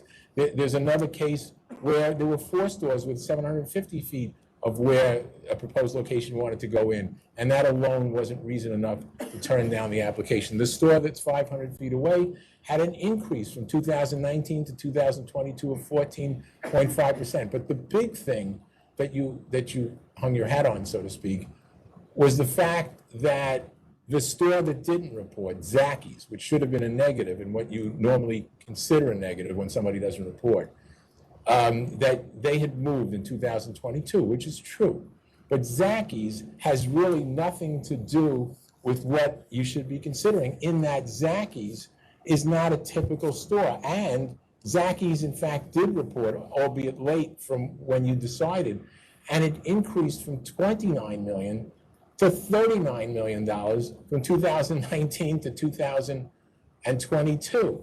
Now, again, what is interesting about Zacky's is when they came before you and they asked for removal, they explained to you how this move was because they're going to have a major warehouse next to the place of, I don't know how many thousand square feet, 10,000, 40,000, whatever it was. But we've said no to a bunch of other stores since Zacky's moved or not moved. I don't think that's super relevant. Your reasons for disapproval single out Zacky's, saying we have to see what Zacky's is doing before we can consider a store here. Look, the store itself is in a major shopping center that has both Costco and a supermarket, Stop and Shop. It has hundreds of parking places. You recognized all this in your reasons. You also understood that the train stops right in this parking, or right next to the parking center, and that the parking center, the shopping center allows for those commuters to park in the shopping center. That store that's 500 feet away had a competitor within the shopping center. That store went out. It went out a while ago, but it went out because there was the authority had canceled that license for sales to minors or something like that. So they're protesters, so you can speak on why it should not be reconsidered. All right. Let them go.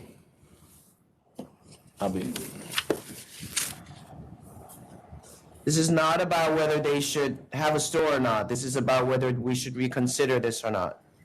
Hi, Thomasina Salcedo for King Street Wines and Liquors. So in our prior hearing, we discussed the proximity, which is 500 feet to King Street Wines.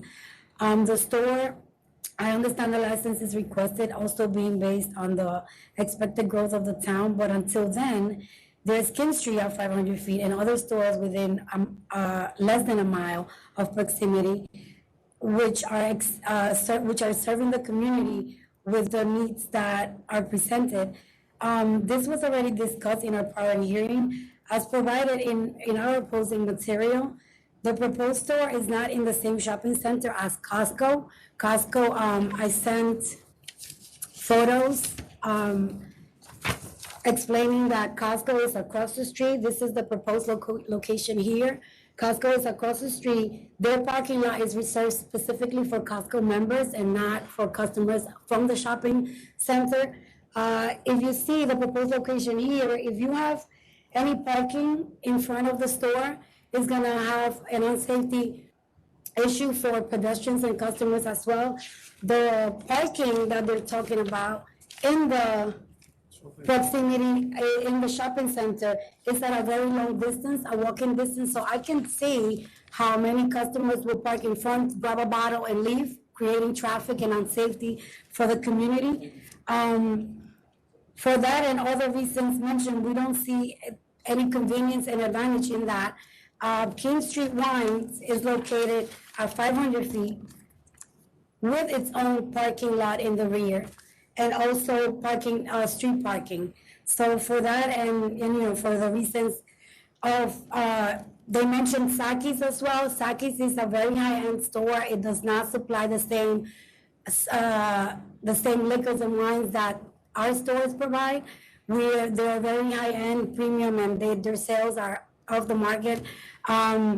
There's also, he mentioned also the increase, that was the increase from the pandemic. We're back to regular sales with all the other stores in the vicinity, and for that, we oppose the licensing. May I speak now? Is that? ¿Quiere algo más agregar? No, también que hay ocho negocios que están alrededor, a menos de una milla. He mentions what I mentioned as well, that there's also 8 other stores within the mile. The community does not need another license at this time. Thank you. First of all, let me immediately address this claim of Costco not being the same shopping center. No. So we can vote on the recon first. We're not fighting about whether the store should exist. We're talking still about. Okay, so if we talk about the recon, I respectfully submit, that your reasons did not conform with the facts and circumstances of the situation. You said there were decreases, there were increases. You said that there were 8 stores. Well, that's true, but you don't have any of the numbers except for the 2 that reported. Then a third one reported and showed a market increase. You indicated that it was a small community, yet you didn't want to. Yet I haven't heard anything to the effect that there wasn't an increase, which was 9.4% from 2010 to 2020. There was no negative comments to when I told you there are 3,000 new developments that have been built in the area, and I showed you where they were in my presentation. Everything that you look at when you consider public convenience and advantage was met. And the biggest one, which you always like, is when it is in a shopping center, when it is next to a major shopping store, supermarket, which it is. It's next to Stop and Shop. It's right next to it. So all of the things that you normally vote to approve were disregarded because there was a store 500 feet away. Normally vote to not put a store 500 foot from each other. That's a basic fact. You've been here for 50 years. Oh, that's right. But you don't put a store. You don't deny a store merely because it's 500 feet. You deny the store because the sales of the closest store went down. The sales of the other stores went down. You say this every week or every time you have a meeting. We're not here to protect existing stores. We're not here to stifle competition. But there's no public convenience and advantage when there is a store right up the street in essentially. Madam Chair, with all due respect, the Court of Appeals. A walking community. The Court of Appeals has said otherwise. The distance between stores is irrelevant. What is relevant is whether those stores. I know, you put Metro North, they're closer to Metro North than you are. So no, they're not. No, they're on the other side. No, they're not. But look, in order to get to their store from Metro North, you would have to walk through a major thoroughfare and then get to their store and then walk back to your parking lot, which is in the shopping center's parking lot. There's nothing here that backs your conclusions. I understand that you would like to protect the store 500 feet away. But that's not what you're here to That's not what do. we're doing. What? It's whether we think there's a need or not. They say too close store. What are the specific facts that council would say we got wrong in our decision? Or what law did we misapply that warrants a reconsideration? Okay, you missed the law that is public convenience advantage, matter of Foreman, 1940, Court of Appeals. I just said, if there's an increase in the existing stores' volumes, if there's an increase in the population, if the store itself is in an ideal location, which the last time you weren't there. That doesn't say that we have to find public convenience and advantage. Right? Those are just factors to be considered. Absolutely. But you are relying very heavily on a store being 500 feet away. And I've proven by case law, it's there. I can cite the cases. I've done it in writing. Again, but that fact is not disputed. And it doesn't sound like we were wrong on the law in making the decision originally. Yes, right? you were. How are we wrong on the Because you're, okay, in essence, you're protecting an existing store. That store has not shown. No, we're not. We're telling you that there is no public convenient advantage. There is no you have not shown an increase in what? demand. But I have, because there's been this tremendous increase in the volume of the other stores. I have because there's been a 9.4 increase in the population. I have because there was an existing store in that shopping center, and the town itself of Port Chester has poured a lot of money and time into improving the village of Port Chester. And it's ironic that there was another store in the area within 0.4 of a mile away in 2019 that had to close because Port Chester closed, told that building it had to be knocked down, and a new one has since been built. So in essence, I'm replacing one store where there used to be two. I mean, the law is the law. I don't understand how you can say that public convenience and advantage was not shown by all of the facts of this application. I don't see increase. I see one store with increase, the other two have no numbers, and the other one has a decrease. Excuse me, the store that has no numbers is Zacky's, which then, you have it, I showed it to you. It went from $29 million in 2019 to $39 million in 2022. So the store that had the market increase other than Zacky's was King's, was the one 500 feet away. It went from 590 to 666 in 2022. The other store, granted, it went from $1.9 million to $1.95 million, so that's not a major increase.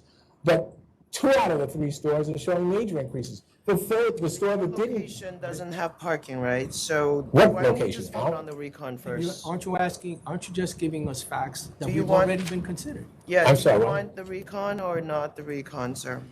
Aren't these facts that we've already considered? No, They're not facts that- your reasons for disapproval got it, if I may say it directly, got it wrong. Let's just vote on the recon first. Let me just ask a quick question.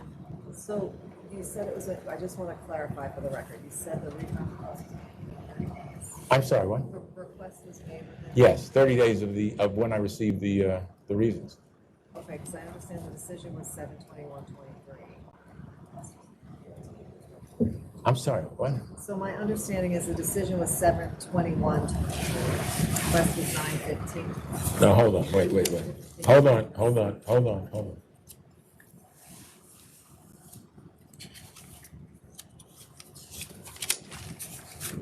Thank you. 7/21 7/21. was when it was sent. This wasn't given to us. We did this within 30 days of when we got it. Okay, I just want to ask you, you're saying 7/21 was the decision date, right? Well, that was the decision date, but we didn't get That's not the it. date you got it, you're saying? No. When did you get it? We didn't get this thing.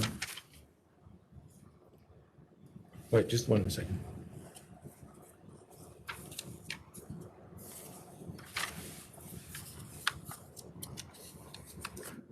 We didn't get this thing until roughly August 2020. That's when we got it. Okay.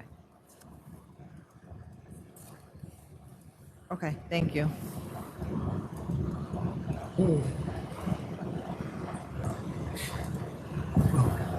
I don't see that there are facts that we didn't consider. Okay. Counsel, I would just respectfully submit that I'm not seeing that there are facts that we did not consider. And I think that your argument about the law really goes how the law should be interpreted, not that we got the law wrong. And these decisions are made on a totality of circumstances, not just one individual fact. At the end of the day, there's no dispute. There are 8 stores in the vicinity. The issue of no unique products was not addressed. I'm sorry, what? No unique products. No, we do have that. We're going to have. The issue of Costco not being adjacent was addressed, and the opposition has submitted photographs there. I think that the facts that you're pointing to were considered. And in terms of the law, I think you're arguing that we should interpret it differently, not that we got it wrong. And for those reasons, I would have to respectfully vote against reconsideration. All right. Look, perhaps the circumstances changed, but you're basically arguing an application that was already considered almost a year ago at this point. If the conditions have changed, you can file another application, but I'm also going to vote no on reconsideration. I understand what you're saying. I respect what you're saying, but what I would like to conclude with is this. Until, and this is case law as well, and with all due respect to what you're saying, I'm only going on precedent. That's all I'm doing. I'm not interpreting the law. I'm going with exactly the cases that I know are in my favor. But forgetting about that, until you write your reasons for disapproval, everything is conjecture. Once you write your reasons for disapproval, that's what I base my reconsideration on. I went over each paragraph of your written notice of disapproval, and I responded to all of those. We voted, sir. Okay. Thank you. Thank you.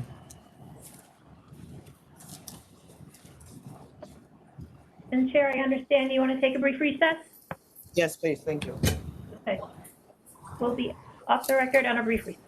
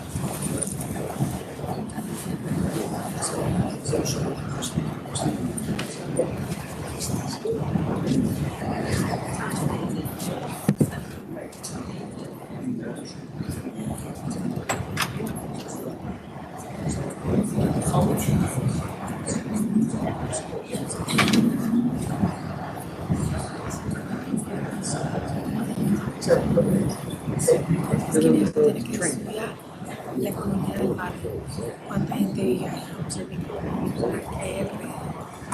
tantas cosas que...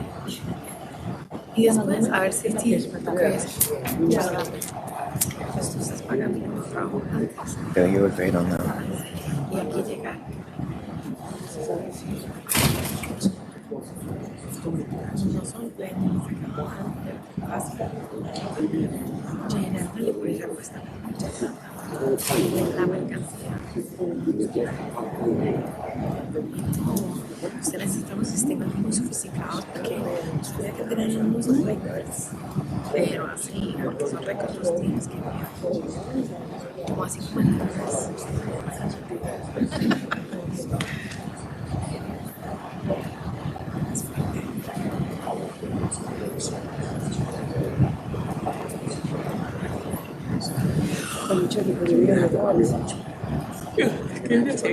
entonces vienen a ocurrir porque imagínate si van a hacer algo disciplinar está quitando plata, se está poniendo lo que sí ha salido mucho lo que sí ha salido mucho así villeras, se llaman villeras así bonitas, muy ricas que se enfocan más una mercancía más exclusiva y menos muy exclusiva. Entonces, de esos comercios se buscan porque se les hace ofrecer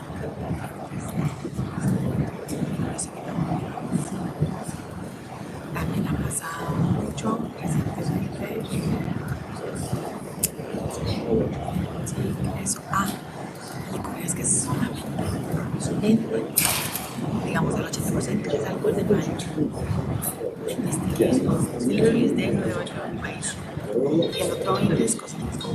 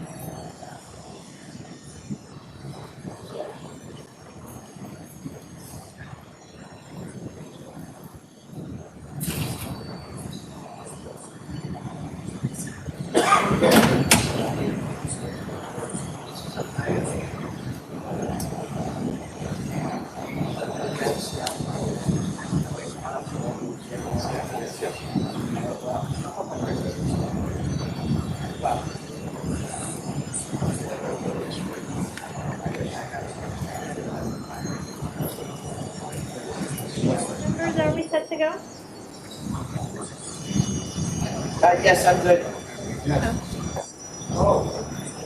What is that sound? I'm sorry? There's a sound that's going on in this. Is a heater? Okay. Thank you. Did somebody just bang me? I know, David is looking at it. Sounded like somebody like took a hammer to it. Don't break it.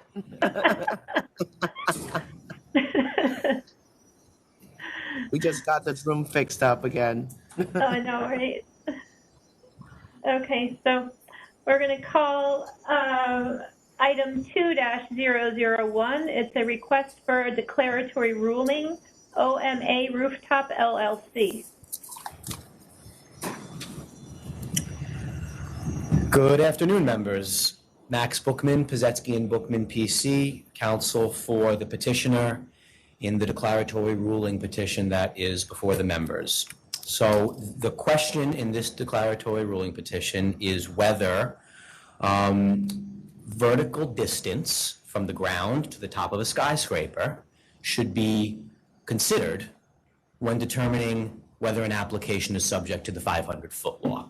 My client has that situation. They are 402 feet on the top of a new skyscraper. And what we have contended in our application is that vertical distance should be considered when determining the distance to other on-premises licenses and therefore determining the 500-foot law. The answer to that question is yes, vertical distance should be considered. And the reason for that is the text of the statute and how it's already been interpreted over the past 50 years.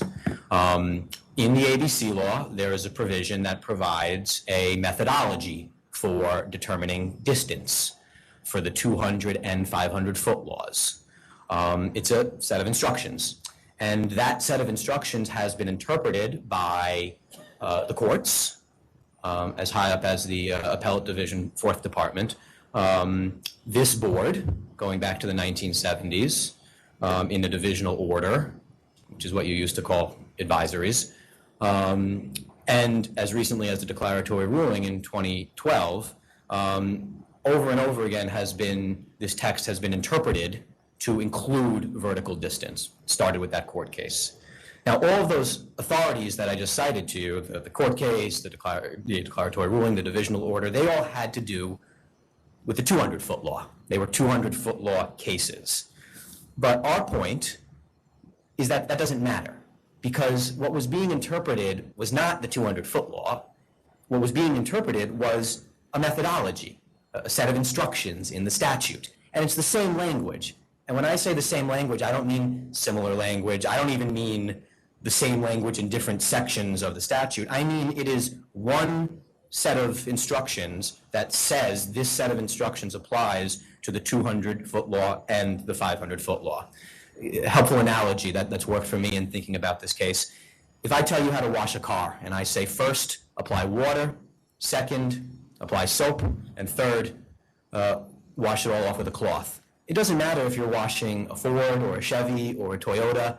It's the same set of instructions. And that's what the situation is here.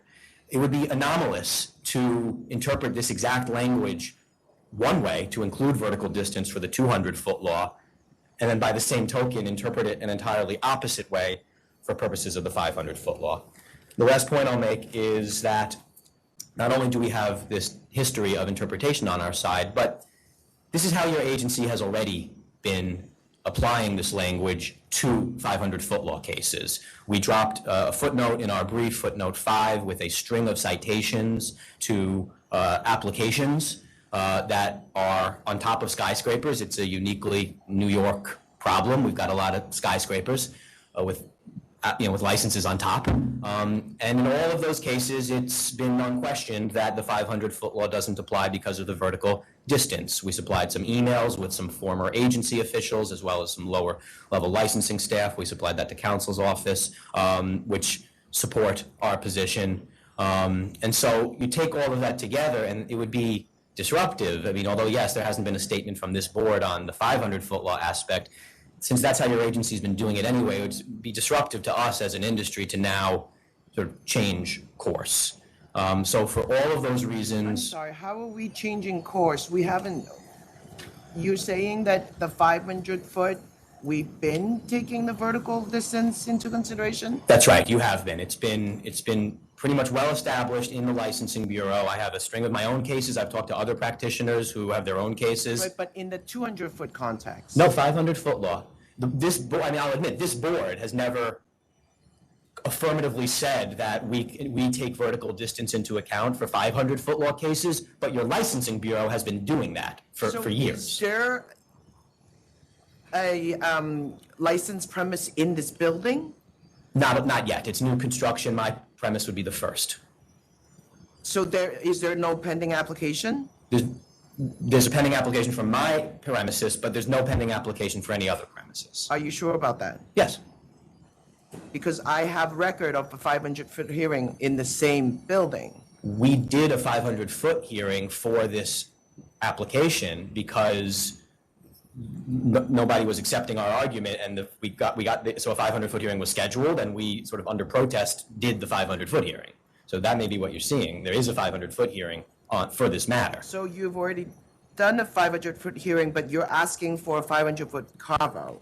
We need a temp. That you're asking me to change the way we interpret the 500-foot law, despite the fact that you've done a 500-foot hearing for the same premises. I'm asking you to confirm that the way you've always applied the 500-foot law at the licensing bureau level up until this case is the right way to do it. And the reason I need you to do that in this case is not because of any community board or 500-foot law related issues, but because I need a temp. And this premises is not eligible for a temp under the current law if the 500-foot law applies. So that's the whole purpose of all of this, is we need a temp. And if the 500-foot law applies to this location, we're not eligible for a temp. And based on the way that your agency has handled vertical distance in 500-foot law cases, we think it's clear to us that we are eligible for a temp. And even if you put your prior agency practice aside and just look at the 200-foot law decisions, that's really my primary argument, which is that this is already a settled question. The courts have already ruled on this. I'm not sure if I got the report back yet, but I'm sure we've been approved because there's been no opposition. The community board supports this. We included a copy of the community board letter in our declaratory ruling request. All right, let's hold this matter over 221. We just need to confer with counsel and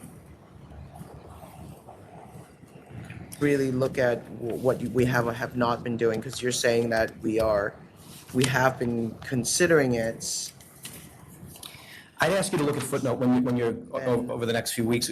I'd ask you to look at footnote 5 of my brief. It's a string of citations to other license applications that are on the top of skyscrapers where it was presented as not subject to the 500-foot law. The licensing bureau had that information. In some of them, there were questions back and forth, and in all of those, it was decided at the licensing bureau level that these are not 500-foot law cases because of the vertical distance. Is your firm a registered lobbyist?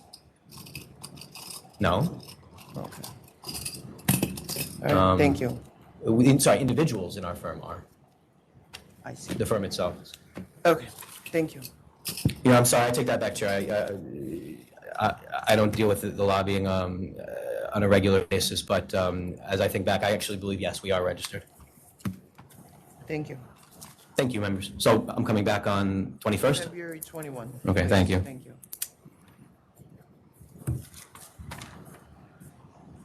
Okay, members, up next is number 1648 Cypress LLC.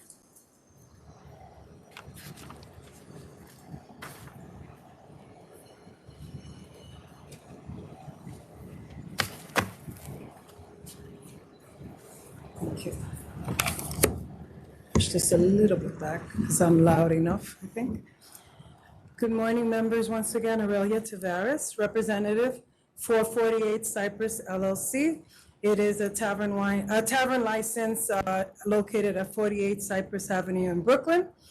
I'm here with the applicant, Teresa Brown, and Stephen Duran. Why didn't you get a temp? I don't know why we didn't get a temp. We should have had one. That's what we're here today for as well. Yeah, you probably should have gotten a temp.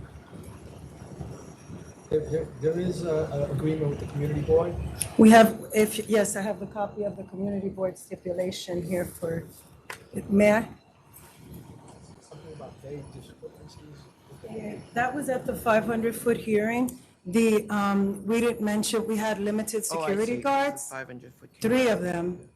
But when we open, we're gonna have 6, because there's a rooftop and then there's an internal outdoor, so we're gonna have 6. So she wanted a better security plan, and we included it for your review and consideration. Okay.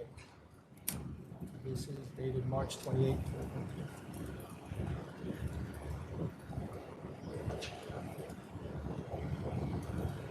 All right, what are your hours? According to the community board stipulation, we are,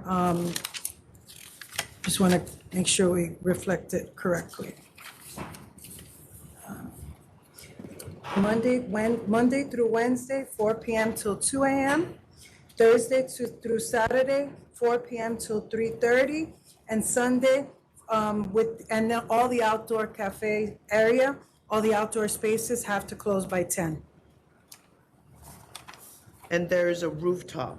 Correct, by 10, we have to have the rooftop by 10 closed. How many floors is this building?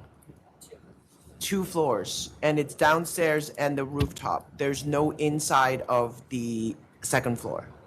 There is inside of the second floor, and then there's rooftop on the 3rd floor, or it's half inside, half rooftop? Correct. Okay. And you're the manager? Okay.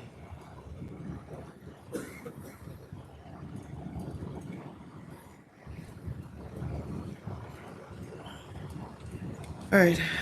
Are you okay with it? All right. With the community board support and multiple support letters from BREW president, city council members, and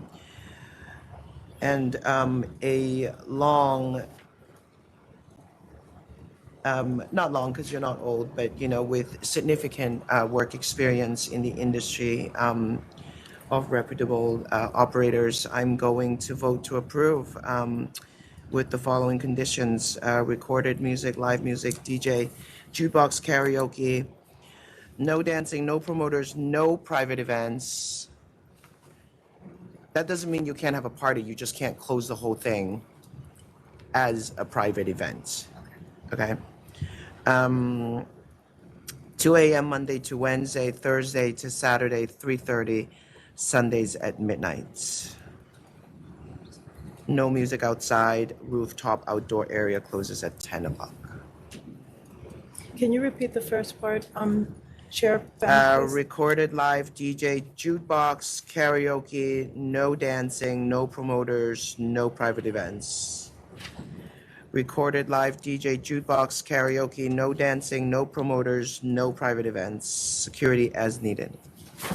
Great. Thank you very much. Thank you, members. With the conditions stated on the record. Thank you, You can Commissioner. take this back. Thank you, sir. I think I'm on the next one as well. Okay. Thank you. I'll close with the. Thank you. Thank you. And I'm sorry, Chair Fan, for the temporary, we don't need a temporary, we're issued the permanent now, so we don't. Yes. Okay, great. Yeah, just next time, make sure the numbers are all on, because, it's a really serious injury, I realize, when the questionnaire doesn't have the sufficient information and it doesn't match with the community board. Sometimes that's the reason why people are not getting a temp, and that I know is fatal, to a lot of businesses. So really, guys, you have to focus on that 500-foot questionnaire. It's very, very important. Ms. Tavares, there are some conditions that will need to be met before the license can be issued. You will be receiving a copy of those conditions. Okay. All right. Next What's the item next is one? number 38, Adidas Bar and Restaurant Incorporated. CAYOS, I'm sorry.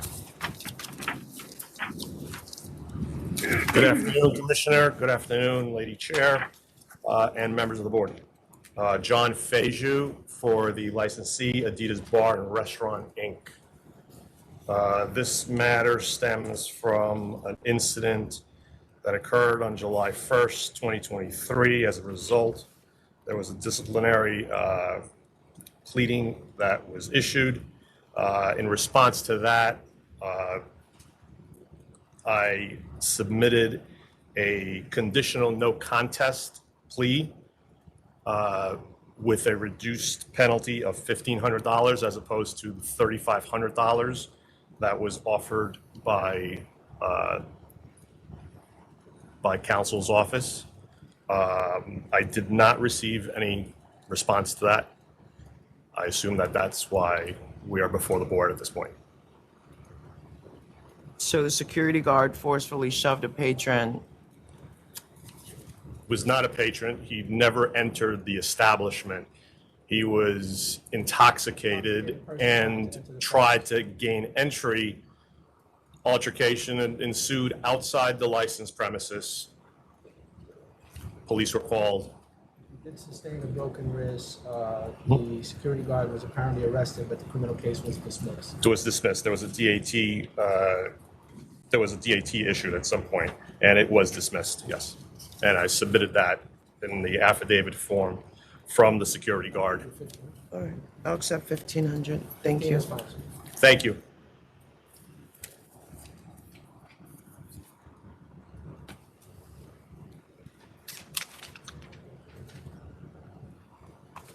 Okay, members, next up is item 2-001A.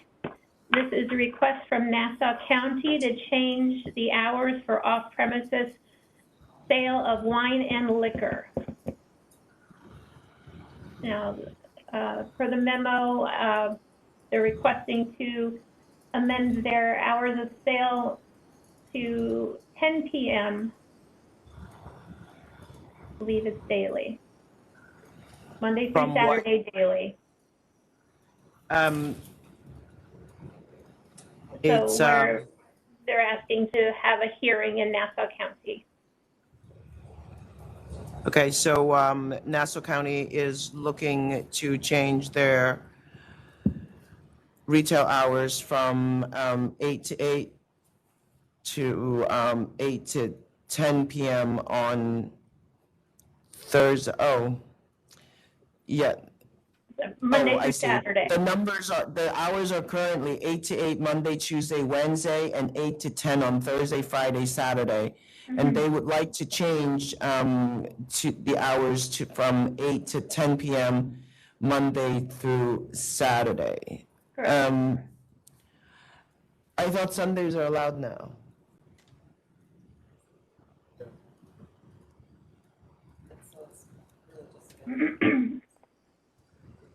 Yeah, no, I know, but you may want to send them a note and say Sundays are allowed now, so whatever they do need to include that as well. We will, I will vote to support them to schedule a hearing, a public hearing to receive public input on the issue. Okay, I concur. great. Thank you so much. Next item is 048B, Fat Social Club LLC. There are some specifics about. When it is and where it is. Oh.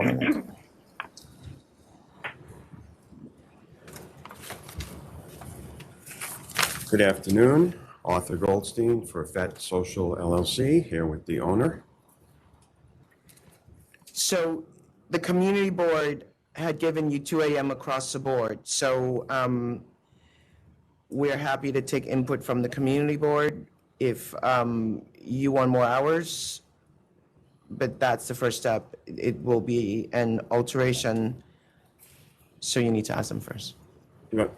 If I may, first, the actual license doesn't even reference Sunday to 2 a.m. It left it off. For some reason, the numbers we have, so meaning that it doesn't say anything about Sunday. Correct. Punch it up here.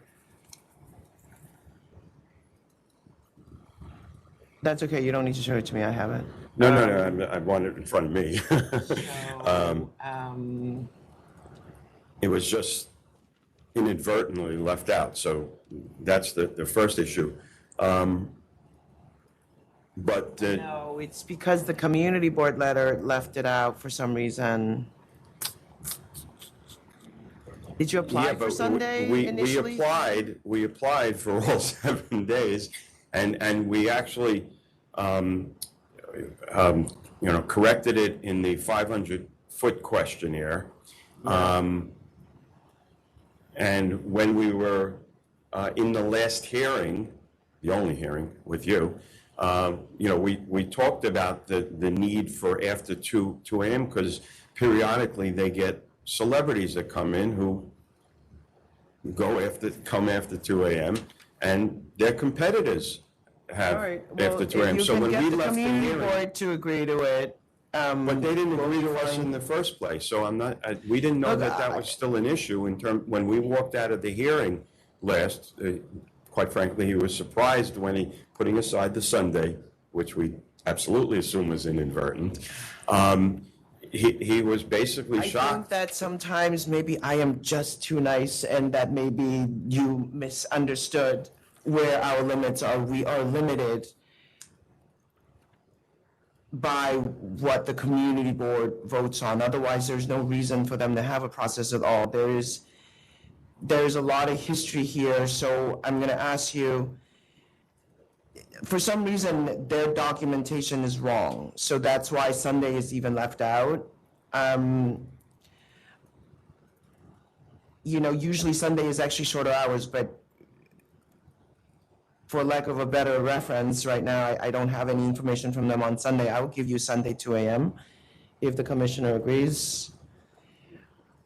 There's a further question about, okay, go ahead, sorry. My thought was to go back to the community board and have this resolved with the community board. Why shouldn't we do that? Well, because then they have to go except that through the he's whole been process just for operating Sunday.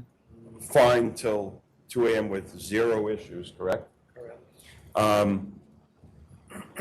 We don't see how the community board will treat him any differently yet.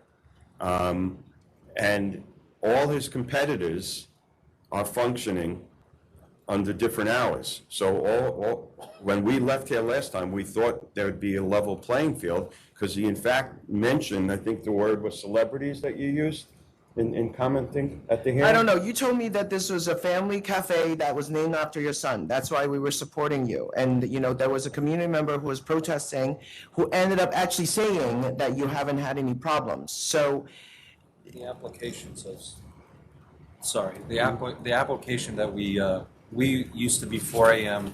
Our new application asked for Friday and Saturday till 4 a.m. So when we left, I thought that was all agreed upon. So council, are you saying that the community board doesn't oppose, they just overlook this? No, they opposed because they were stuck with the history going back to 2013. Look, you're really asking for a change in method of operation. This is not how you ask for more hours. Well, the license certificate says 2 a.m. I will fix it right now and give you Sunday as well because that's a mistake and a typo somewhere. So, but if you want 4 a.m., you need to file an alteration method of operation and and go to the community board, get the 30-day notice, and then you can come back. That's how it goes. I appreciate that. Look, if I could just say one more thing. I'm looking at page 56 of our application, and even though this isn't perfect, it asks the hours of the chef, and it says Saturday and Sunday, noon to 4 a.m. So that was in our application. It doesn't matter. I go with what the community board wants you to have. There are times when we don't necessarily go with the advice of the community board, but I think the fact that we even said yes to this license is already a stretch given the history here. And you are in a very dense situation, the oversaturation is problematic, and there's a lot of community members who don't want more 4 a.m. That's what I'm dealing with. So operate, do well, and maybe you can get 3 a.m., you know? I don't know what celebrities show up at 2 a.m. But I'm not out partying anymore, so. Well, we just have a lot of service industry people coming by, chefs, other people that work at other locations. We've been there since 2010, so. I get it. At least you need to file a change in method of operation, okay? Okay, fair enough. Thank you. All right. Yeah, we'll change the license certificate to reflect 2 a.m. on Sundays. Council. All of the hours, what are they? It's 2 a.m. all across the board.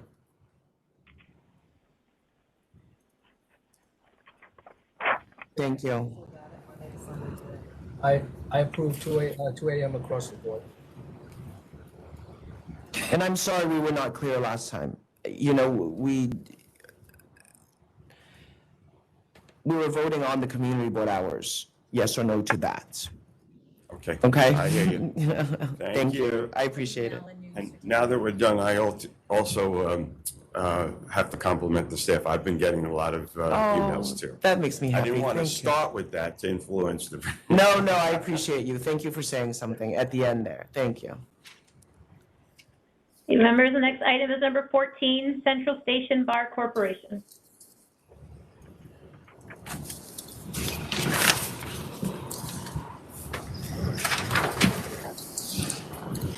Good afternoon, Board.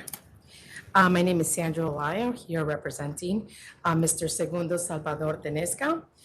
Location is Central Station Bar Corp., located at 8103 Roosevelt Avenue.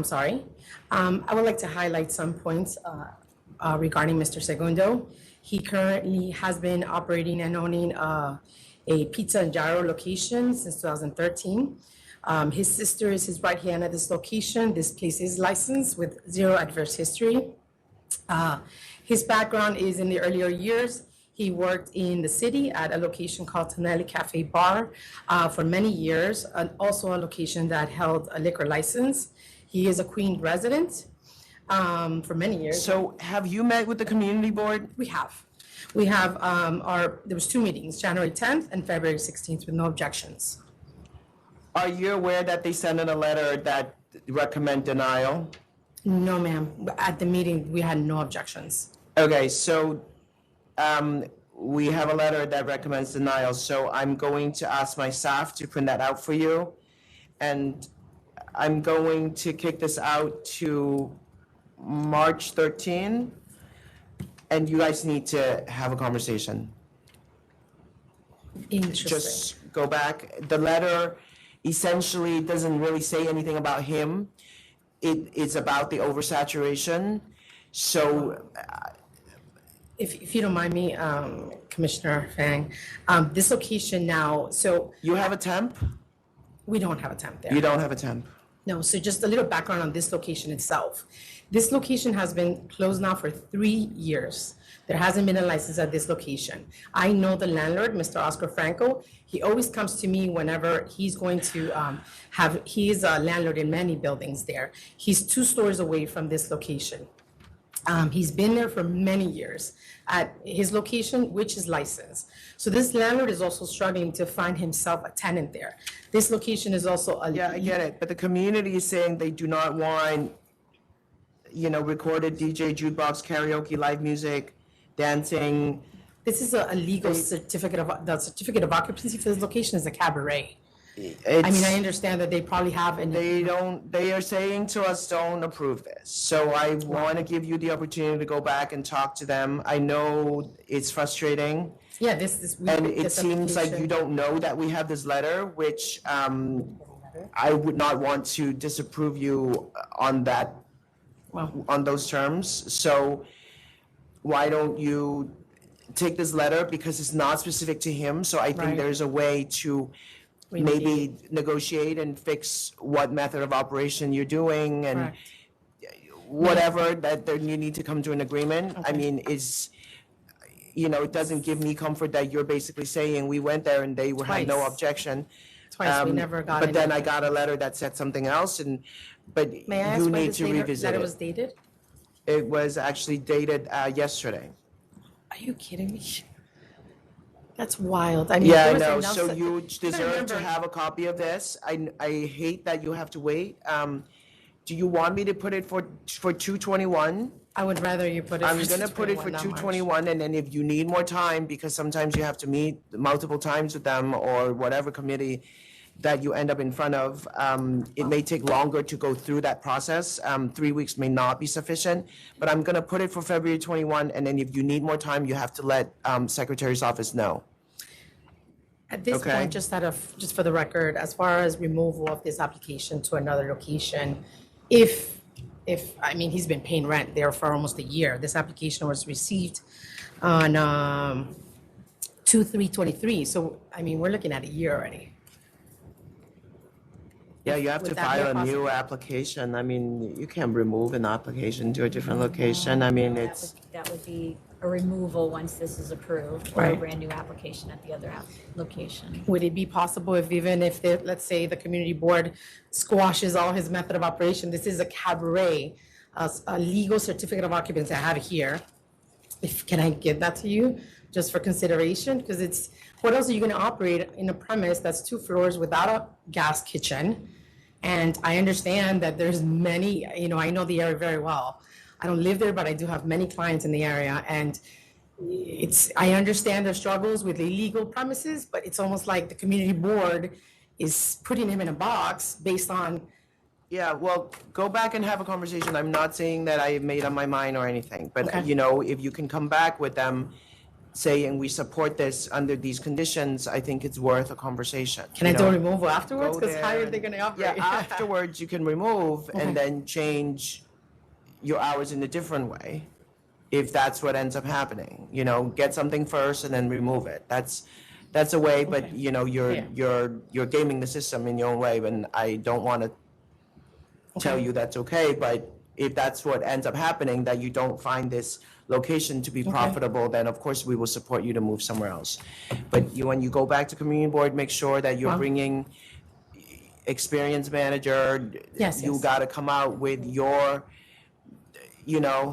arguments. Bizarre, because there's no objection, so I would have never, until I deal with the community board, I normally You don't know, submit an application, and it's been a year, so I'm surprised that I we know, just got this well, this yesterday. is advisory, but I would encourage you to go try to get some support.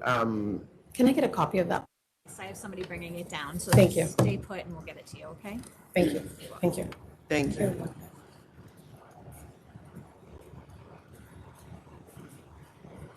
Members, the next item is number 35, MSJ Entertainment Incorporated.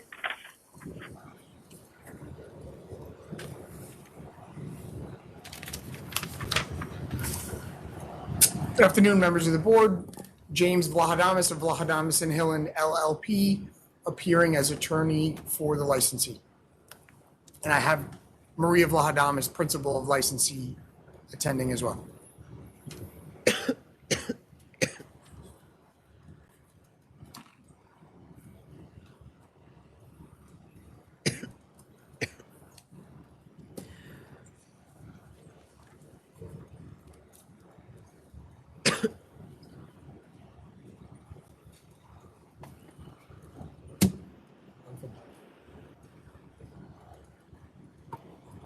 Why?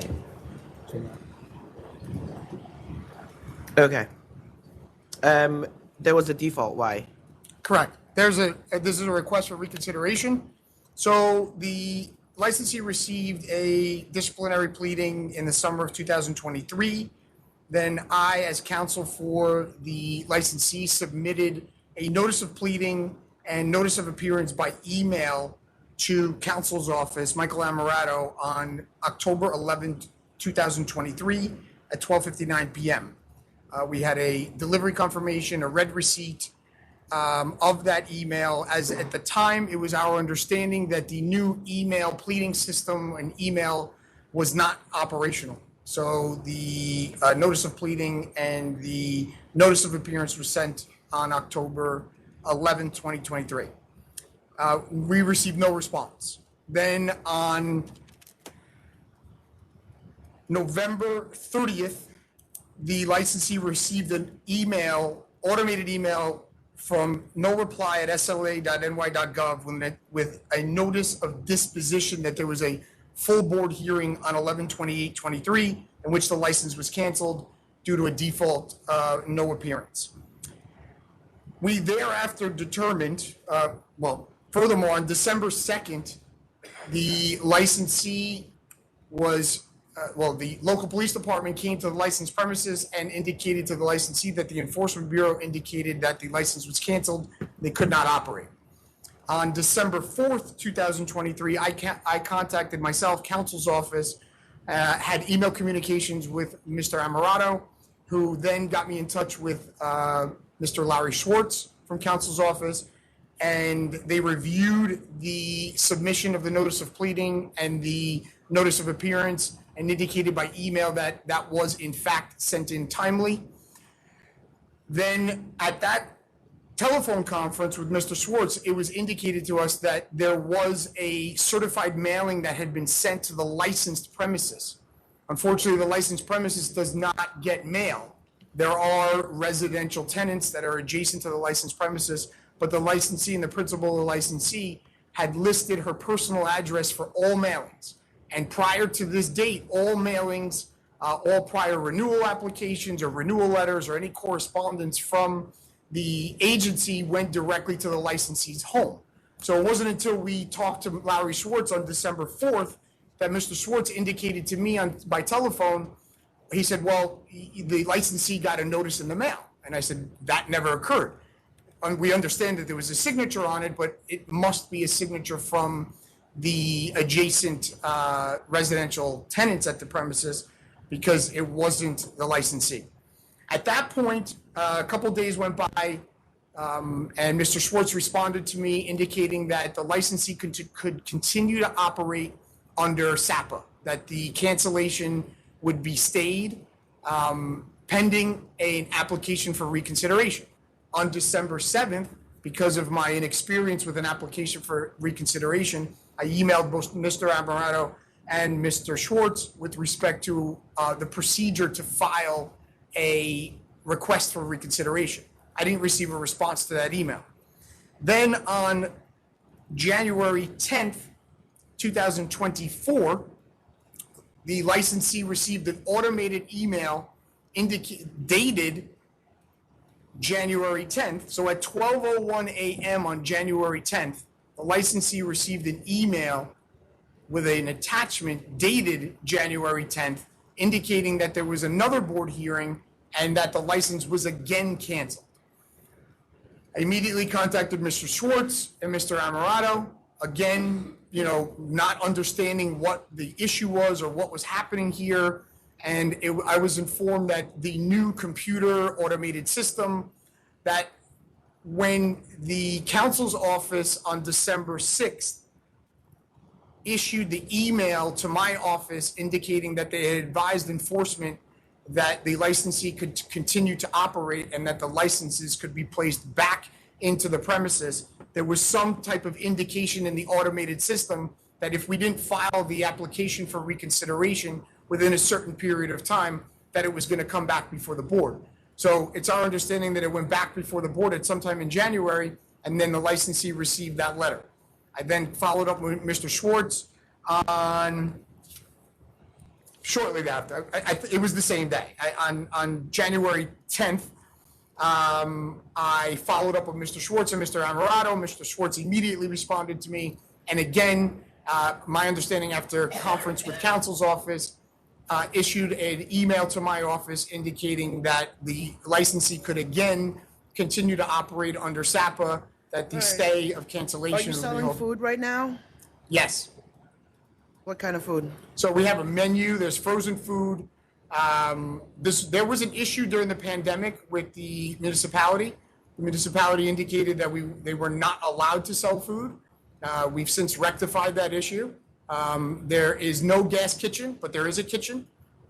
There's electronic cooking equipment there. There's both a microwave and a electric convection oven, of which they prepare. There's burgers, fries, chicken fingers, all of the items that are on the licensee's original menu application dating back to 2010. All right, just give me 1 minute, okay? Yes. And then would you like my commentary with respect to the obstructed licenses? What is objective licenses? So I think there's in the notice of pleading or in the pleading, there was an indication that the licenses were obstructed, violating. You mean like hidden? They were obstructed by a bottle of liquor and a bag of a bartender. So the licensee has since moved those so that there's no chance. They were all displayed on the wall. They were in frames, but it was indicated that they were obstructed. The licensee has since moved those on the same wall, but to a location where it would be impossible for any physical object to obstruct the view of the licenses. Okay. And with respect to the outside bar, where there was an indication that the license wasn't there, in order to secure the license, because it's an outside bar only protected by a 6-foot fence that's locked, on days that the premises isn't open, the licensee takes the framed license, brings it inside the establishment so that there's no chance that the license can be taken. Have you ever been offered a settlement amount from counsel's office? No, because it never got to that point. We were just defaulted. There was never, we had never even had an opportunity to discuss this with counsel's office. I apologize that our computer system is faulty in many different ways, and you are going to become a test case of how notices are just going out and canceling people, and for that, I'm just going to do a letter of warning. If you are okay with it, they've cured it, they're serving food now. We're discussing if. A letter of warning? Of process. Yeah, we will try to fix our process, but I think that's the heart attack that they've had maybe 3 times now. Yeah, and I would also like to tell the board, after we submitted the request for reconsideration to Kayla O'Donnell, we received a notice to come here on 1/31 today. Immediately thereafter, received another notice indicating that we would have to come in February. I contacted Kayla O'Donnell. She indicated, I'm sorry about this, bear with us.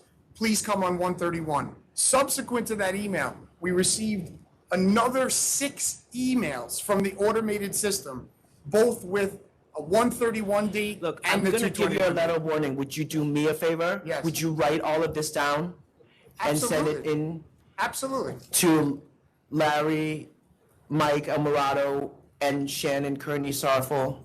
Shannon, I don't have your email. Okay. Yes, absolutely. And Don't send it through the system. Send it to their actual addresses. And may I say that Mr. Schwartz and Mr. Amarato have apologized in emails. I've spoken to both of them on the phone. Mr. Schwartz got back to me almost immediately, called me. Thank you. Was very understanding. Both of them sent us emails apologizing about this new system.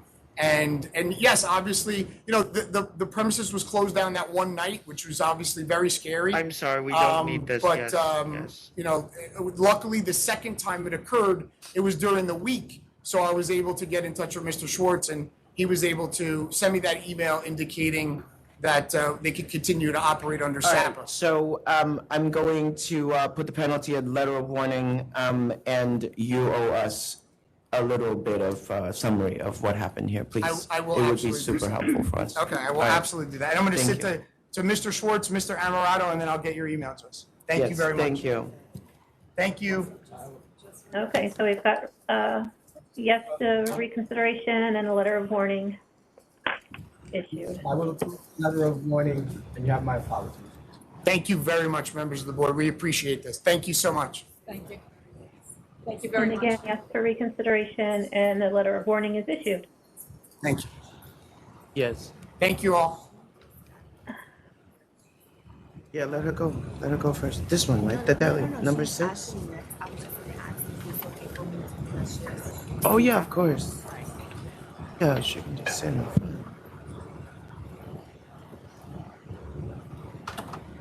There are wheels on those chairs, Nikki. Okay, members, the next item is number 6, KYLIE Deli Corporation.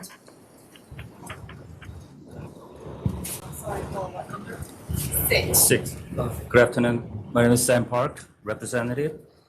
This is for KYLIE Deli Corp for applying for EV license.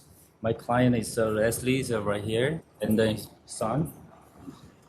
So, if you have any question, we're happy to answer.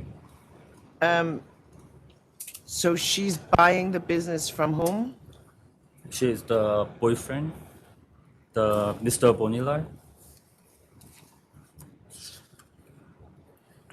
And they still live together? Yes. And he's the prior licensee? Yes, correct.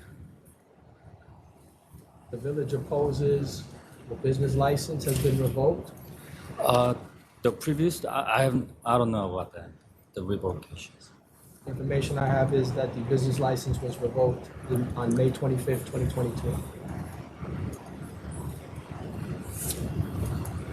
Yeah, May 25, 2022. So does she have, yeah, sorry, go ahead. Has that been rectified? Does she have a business? Yeah, she Have you submitted that? submitted for it. Is there a business license now? Yes, correct. Okay, have you submitted that to us? Yes. Because the information, I didn't see that's been fixed. Oh.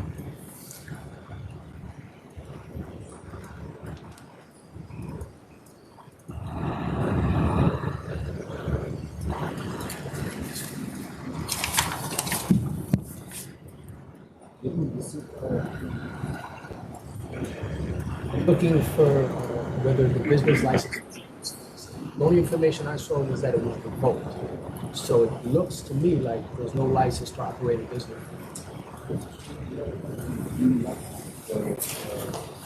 Talking about You can go back on the. Yeah.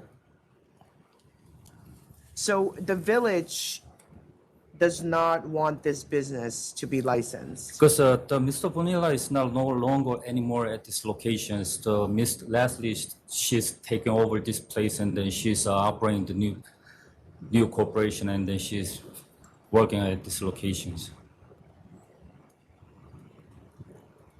I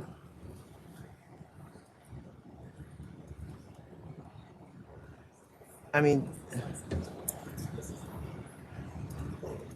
Do they have it? Yeah. Is there a license from the village of Hempstead? Oh, we don't have any license. Do we have any license? Do we have any license for Hempstead? Yes, the business license? Business? Yes. Okay. Yes. License for the food, building department. I did everything new. Everything new? Everything new. My Okay. name, my Have you submitted a copy of that to us?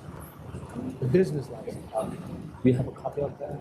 Now remember not, but I have a copy. She had a copy of everything. Yeah. I can submit it for you.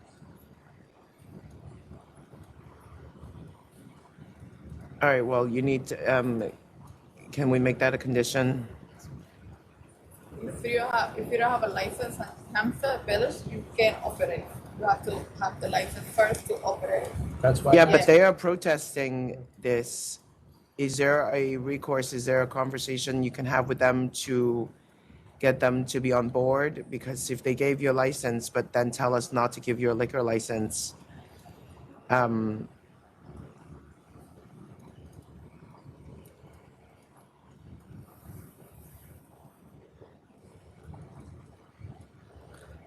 They, that was October 4th, so that was after the license was revoked. Village sent an email saying that they were in opposition. That was in October. Okay, after that, and then she's actually operating, and then until now, we don't get any making issue at the locations. you have gambling machines? No. She removed all the gambling machine, everything. She cleaned up. Yeah, who was the gentleman standing next It's to a you? son. Yeah. He's the one who helped me at work too. And what's the boyfriend doing? He has his other business. Which is what? Telamar.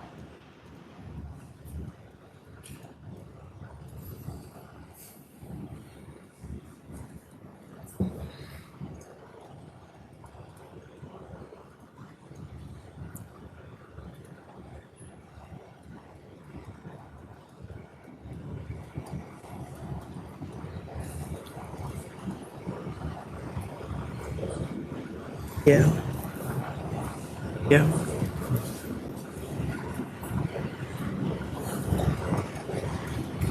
Look, I'm gonna hold this over, and why don't you try to go see if you can talk to the village? For a Hampstead? Yeah, because they sent us a letter saying that you gave the notice to the town, so they probably feel disrespected in their own way, and they're not supportive of the location getting a liquor license. However, you have a business license, so, you know, you gotta sort this out. We can give you a copy of this letter. It's possible we can meet the Hampstead County Clerk and then we can put in the condition for approval. It's not the town, it's the village. Apparently, there's a difference between those two localities. You need to sort that out. Gotcha.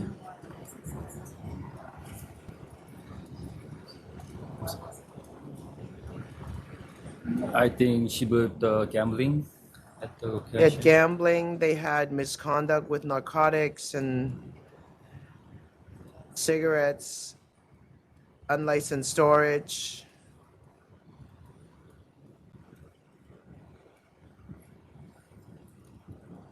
It's the whole gamut. So the village attorney sent an email saying that they're not in support, but I don't know if you since got the license from the town. I don't know. I don't know what's what here. So can we get them a copy of the objection and you try to go cure it Okay, and come back? And I'm gonna put February 21. sure. If you need more time, call secretary's office and we can put it on March 13. Thank you. All right, thank you.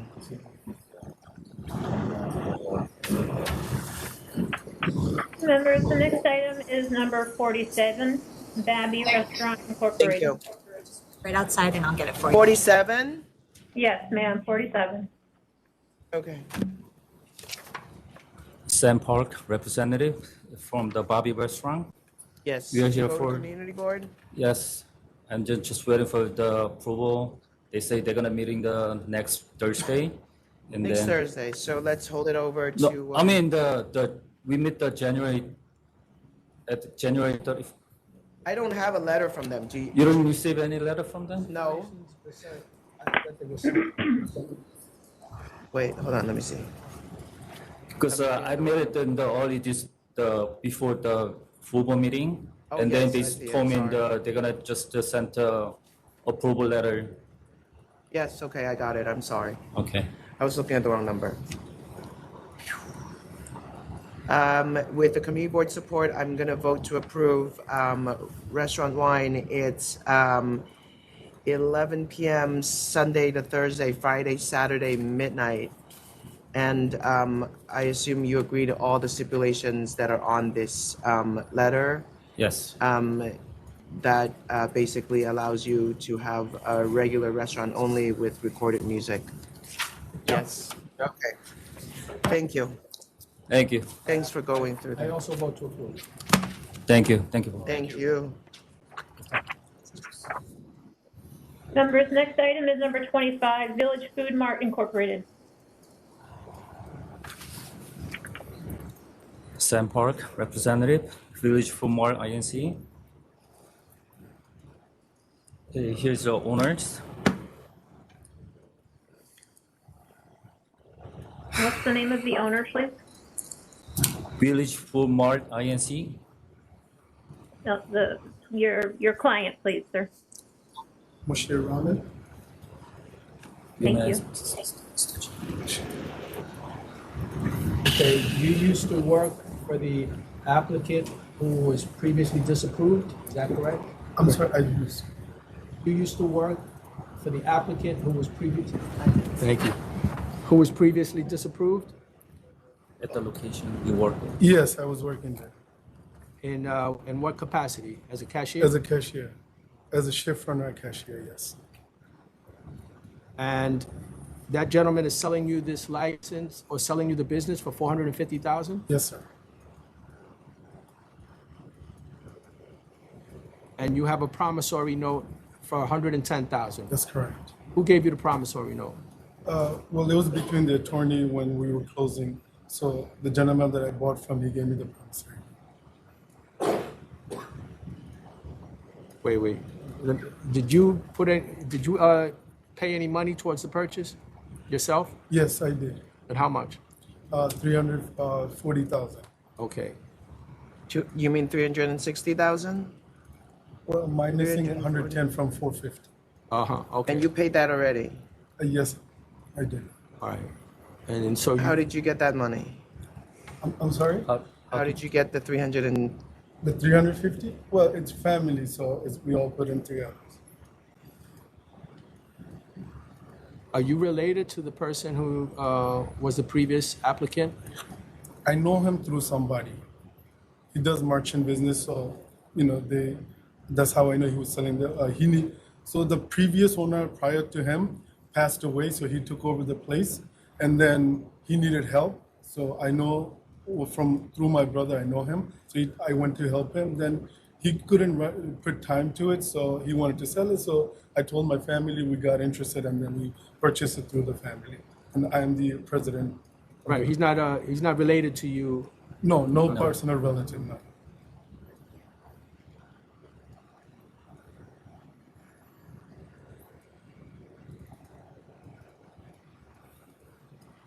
What family members have invested money into this business? My brothers. I have 2 other brothers, and I have a brother-in-law as well. The previous applicant was arrested, right? I'm sorry. The previous applicant was arrested? I don't know anything about that. You don't know anything about it? No.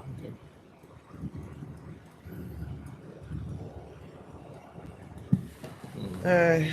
What the hell? So what the hell? So what the hell of the day?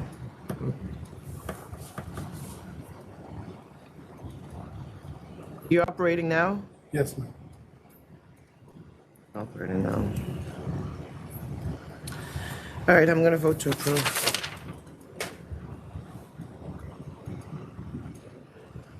Give me 1 second.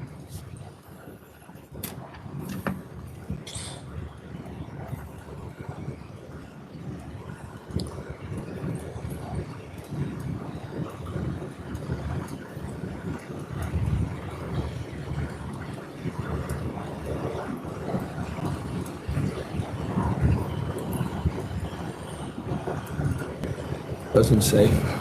Okay. Good luck. I will also vote to Thank you very much. Thank you, Chair. Thank you, Commissioner. Thank you, Board. Thank you. Members, next item is number 40, GADFLY Lounge LLC.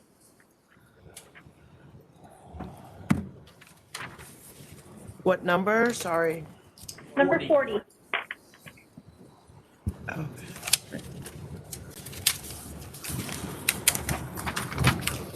Good afternoon, Thomas McCowan. I'm here with the licensee principals. At this point in time, I'm here with Kara and Joseph Pally. It's a request to modify the method of operation, adding an hour on Sunday through Wednesday, and then weekends, or should say Sunday through Thursday, an extra hour, and then on the weekends, again, extending it by 2 hours. So it's Sunday to Thursday, 12 midnight, Yep. Friday, Saturday, 2 a.m., right? That's correct. You okay? I'm fine. All right, with the community board support, I am going to vote to approve. I also vote to approve. And you say? Thank you very much. There you go. That's it. Go, get the baby. Thank you. Take care. All right. Next items, members, number 22, 23, and 24, CAYOS Tequila Corp.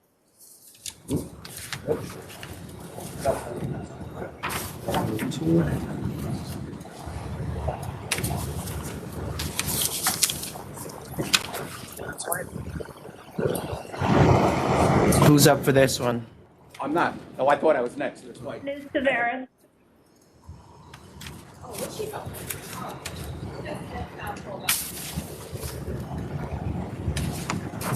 She left?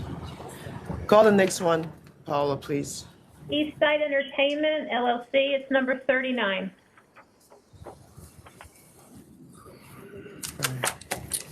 Thomas McCowan with Joe DeCristofaro, similar to the other one, slightly different. Change in the method of operation, no adverse history. You're just looking to add community board approval. Joe had the Zoom call, and that was one of my submissions, so the community board's on board. With no comment from the community board, I'm going to vote to approve adding live music, acoustic, and jazz. I also vote to approve. Thank you again very much. Thanks for coming in. Thank you. That's it. Members, the next item is number 12, Woodside Caribbean Incorporated. No, let's go back to 22 to 24. She's here now. No, you're fine.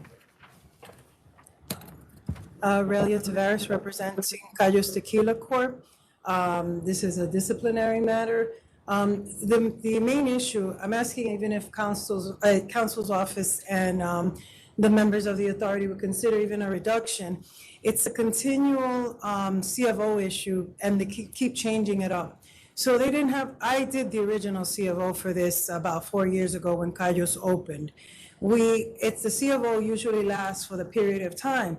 As a result of the conflict, because the marshal and the owner were having a little bit of a not getting along, they continually came in, and then they changed up now. The CO has to be done every month. He has to check in now with the marshal's office, which he's doing, and then the CO is issued. We're doing it every year. So that every year he checks in to see what needs to be done. It's not the CO. They're saying that she doesn't have a public assembly permit? We have all of that. We had it when we opened, and then when we opened and then we did it again the second year, and then now I wasn't in the picture for 2 years, and now I see that they're asking them to do it again. This is different. Usually when you get a public assembly permit in the cities, it tells you exactly, it's over 200 people, 180 people, and it's for the term of the business. And this is, it's changed up, and it's a little confusing. I don't see any submission from you showing me that they have a PA. I mean, this is over and over again, unsafe conditions, fire alarm not working, overcrowding, underage drinking. The tent is unsafe. There is no food. They've only been operating since 2022.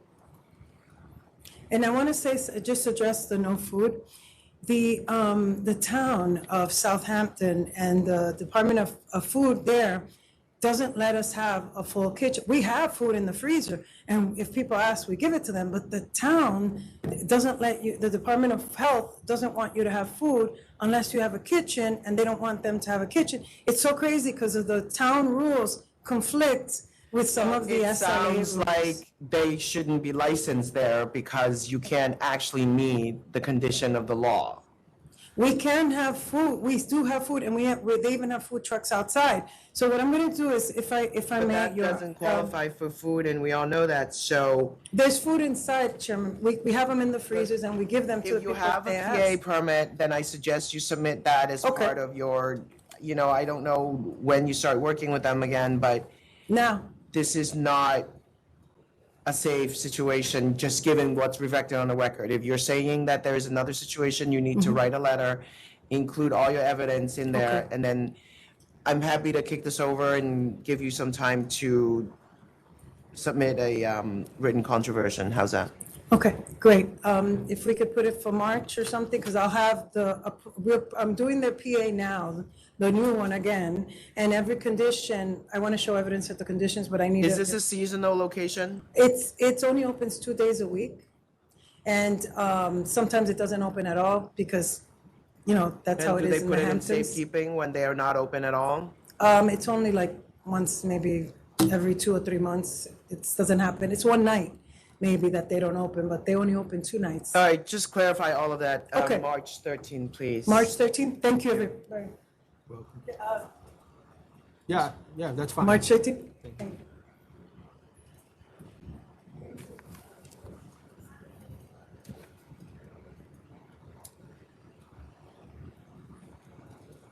All right, Paulo, let's go.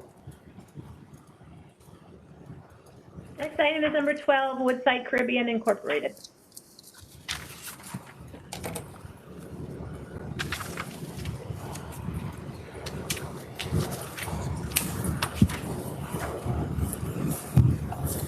Good afternoon. My name is Jay Yu. I'm the representative, and Mr. Wright is the president of the corporation, Woodside Caribbean Inc. We filed a restaurant wine license, and I believe there's some issue about his background. No, there's no issue with his background. We are just concerned that you worked here at this location before, or no? Yes. So you worked for the prior owner, or no? No, the owner of the building. You worked for the owner of the building? Yes. And so how did you find this place? Well, after the previous owner had closed down, we were talking and she said it's up for grab, and I asked her if I could get the opportunity and join because I was in the restaurant business before. Okay, so you're not related to the prior licensee? Okay, but you've kept the outside awning and you've kept part of his name? No, everything was being changed. It's not there anymore, it's changed. Your awning doesn't have the tree on it anymore? Yeah, the tree's on it, but it's called maca tree now, not... I understand, but you have an item on your menu that is Treehouse Burger, which was the name of the prior licensee. Well, the chef that was doing it before, he was still around, so... So it's the same chef? Yes. That works for you, that was there before? But he's not here anymore because he's sick. When we started up, he had came on board because at the time, he was recommended to me that, he had a crowd, so, was looking for business. I'm new in the area, so okay. He had came on board. So do you know Kenya Mayo? Kenya Mayo, does that name? No. Okay. Do you have questions? No, you asked what I would have asked. Okay, so I'm asking you because the prior licensee was not considered a good operator under the ABC laws. And that's why you had to come to full board to talk to us about your intentions for this business. It appears from the record that there is a part of your business that's drawing on what he had already established, which we have determined is not a good operation. So that's the only reason why we asked you to come in. So, you want me to change the awning, or? No, I mean, you are saying to me that you're not related to him and you don't know who he is, and do you want him to change the name? I mean, he's operating, and I wouldn't want you to have to become something else and then reestablish your relationship with your customers again. Okay. So, what are your hours? Open from 7 to 11. 11 p.m.? Yes. Every day? Yes. Do you have music? Well, I have uninterrupted music from YouTube, and okay. So that's what we play. So I'm going to vote to approve midnight across the board, recorded music only. It's a restaurant wine license. Okay, thank you. Okay? And if you operate fine, you can try to upgrade to a full liquor in the future. Okay? Thank you. I also vote to approve with the same conditions. Thank you. Thanks. Yep, thank you. Next item, members, is number 29, GSRP Incorporated.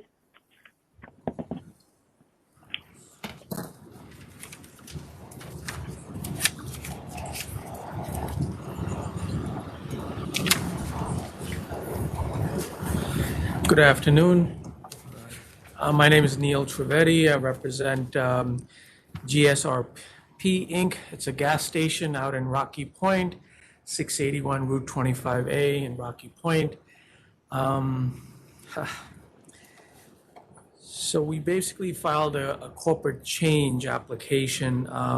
What happened basically is back in 2021, December, my client who was operating. I'm sorry, tell me his name again. Kingsley. Okay. So you bought the business and then you tried to apply for corporate change and then realized that they have a really bad record. No, actually, No, not you, them. well, he was actually operating it when after he bought the business, he was represented by a lawyer. We did the closing. He started operating the location. We filed for a corporate change. In between, he got a sale to a minor. I see. So, but this gentleman, this is his first business. Gas station was not his initial business, and he's been working there 6-7 days a week. So he had a sale to a minor.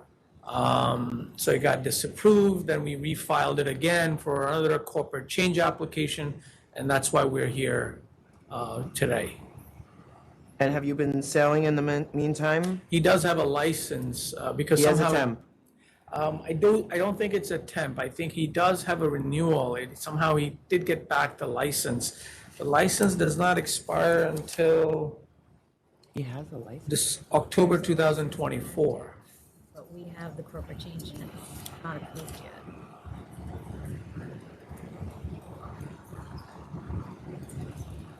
The license is under the last person's name? Yes. Correct. So we have a corporate change pending for Kingsley that that it hasn't been approved yet.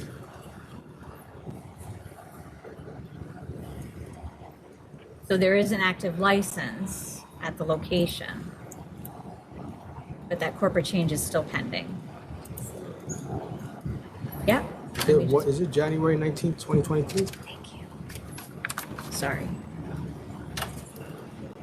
That on or before January 19, 2023, the licensee made his license available to a person not specified in the license. That the licensee permitted Kingsley, a person not authorized by the state to avail. Expires 10/31/2024. If he, when was it filed again? I'm sorry, what did you say? The corporate pending. We still have Kaplesh. Parikh. Right? Okay, so. Did you file a corporate change? Yeah, I filed it. When was that? Huh? When did you file it? We filed it. I mean, the second, I think, corporate change, we filed it in September. And prior to that also, we had filed it back in, probably right after the closing. October 12 of 23? The first one was denied. That was back in. The first one was denied because he sold a beer to minor. Shit show. I don't know, he also has a default on the record, so what do you want to do? I mean, you haven't really been, responding to our notices properly. There was a request for you to get fingerprinted and it was ignored. I mean, there was a defaulted hearing means to me that you scheduled a hearing and then didn't show up. And I think he took a suspension for 21 days and a bond fee of $1,000. Yeah, I know. But you have to consider that this gentleman, actually, his household lives in Bronx. He works 6 days a week, all the way out in Rocky Point. It's a small gas station with a small convenience store. He has a small apartment in Port Jefferson that he resides there. I asked him, I said, where do you see your family? He sees it on one day on Sunday. He has absolutely no knowledge. That's how he started with the gas But station. you're just telling me that he shouldn't have a license. No, but he's because been operating not it. capable of running it. But he's been operating for the last 2 years. The sale to a minor occurred the first time around in the beginning few months No, that was almost a year after he bought it. Look, I don't want to hold one sale to minor against you. Everybody makes a mistake. Yeah. But then you default and then you don't follow through with the fingerprinting. It suggests to us that you continue to want to operate on the other person's license, which wouldn't even make sense because now you're filing the corporate change, right? So, I mean, I would don't know, ask. what do you guys want to do? I mean, do you want to go back? Should we have to, at some point, we have to withdraw the default first if you're here. Then I'm going to send this back to counsel's office and you enter a plea and at least we can get rid of the default because then that's another hit, and when you have a sale to minor 18 and under and then a default, it's going to hurt your corporate change again. So then we're just going into this cycle of non-compliance. Yeah. And then you get caught again, and then you get charges again, and then you may default again, and then at some point the penalty will become a revocation. It's not even going to be a cancellation. No, he can't afford any type of, because the location will not survive without a. Okay, so I'm going to send this back to counsel's office. You are fortunate that you have an active license, that you have an active corporate change. But let's try to figure out how to get this all taken care of without that actually bouncing. Okay? Do you want the corporate change to come to the full board? Not if they can figure out a plea deal, but please keep an eye on it so that it doesn't get bounced. It will, right? If you're going to look at it and it looks like there's a default and pending charges, it will bounce. It's going to get denied again. Yeah. Where is the current licensee that's on are they, because. I mean, they're around here, living in Suffolk County. I know them. I can get in touch with them. He does contact.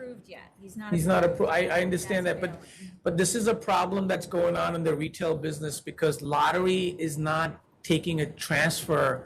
They're shutting down the lottery in order to continue operating as a lottery retailer. A lot of people are doing corporate change and there's no temp being issued on corporate change. So people are not going to wait around for 6 months for a corporate change applications to be, and I do them, so many of them so that's a problem. It's a cycle. So on a corporate change, a new corporation, they will get a temp, but then the lottery will shut down. So people can't afford to have lottery shut down. So anyway, thank you. Thank you.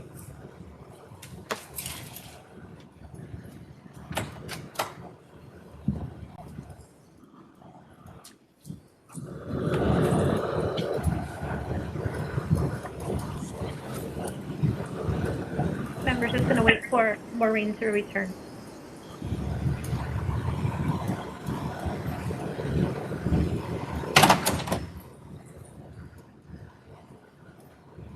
Okay, the next item is number 45, MIXX Lifestyle Incorporated.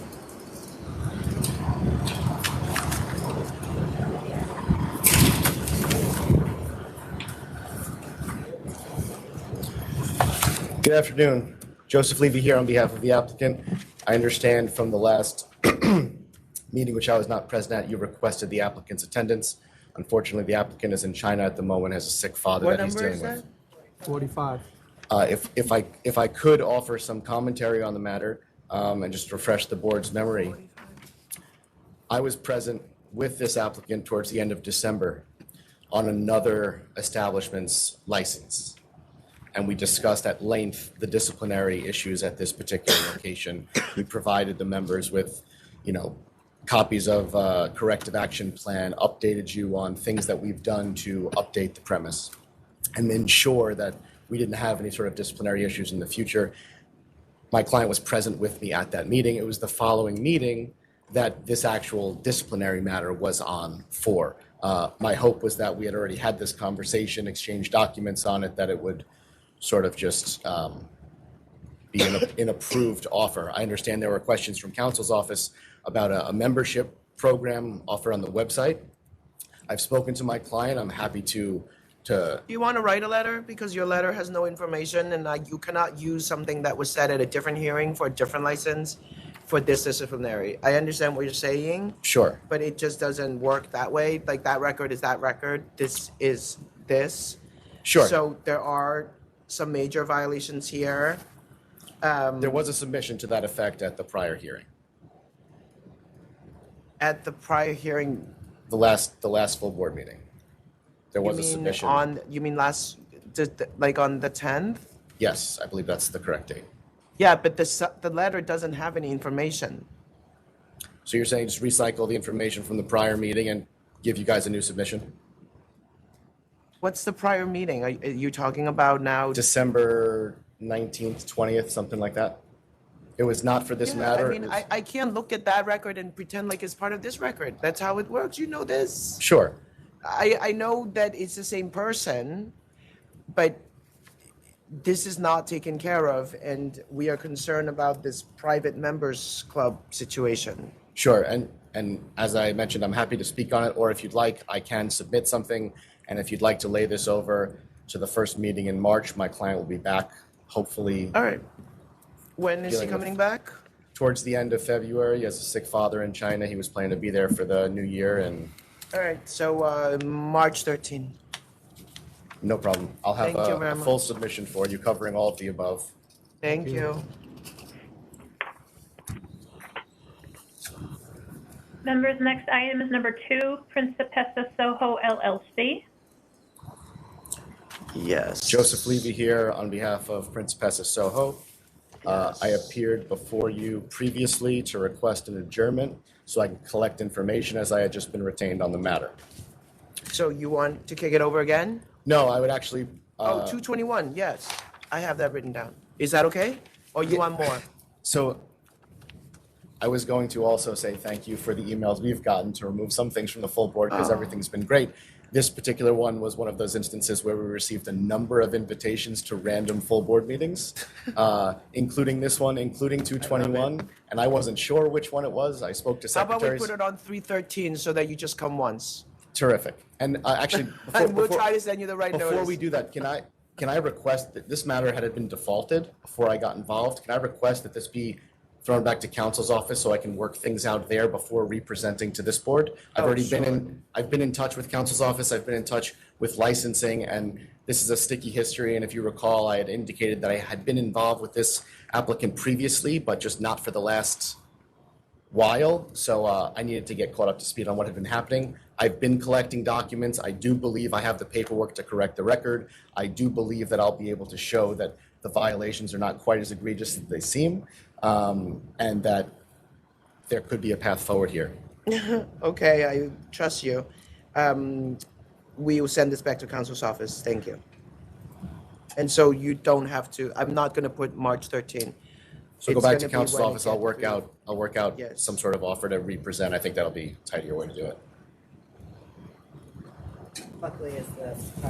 Mr. Buckley, yes, I spoke to him recently. Yes. Amazing. Thank you. Commissioner, you're okay with that as well? Yes, I am. Thank you. Thank you. Thank you very much. You're welcome. Great day. Jonathan and Nikki, do we have any other items signed in? Was that a no? Said no. That was a no, yeah. Thank you. Hey, members, we're up to item number 7, La Corona Bar Corporation. We received a call yesterday afternoon that the licensee didn't know it was on the calendar. Her attorney, who was not named as a representative, has requested that this application be held over so he can prepare for the meeting. What number are we? Number 7. Okay.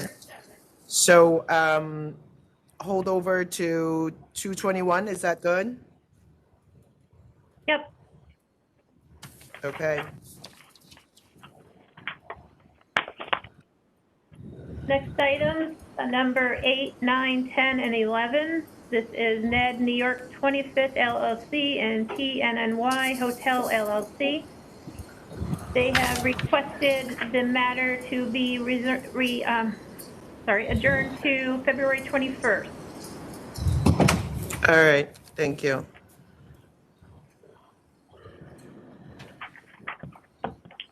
Next item is number 20, Lion Union Corporation. It's a $1,000 offer.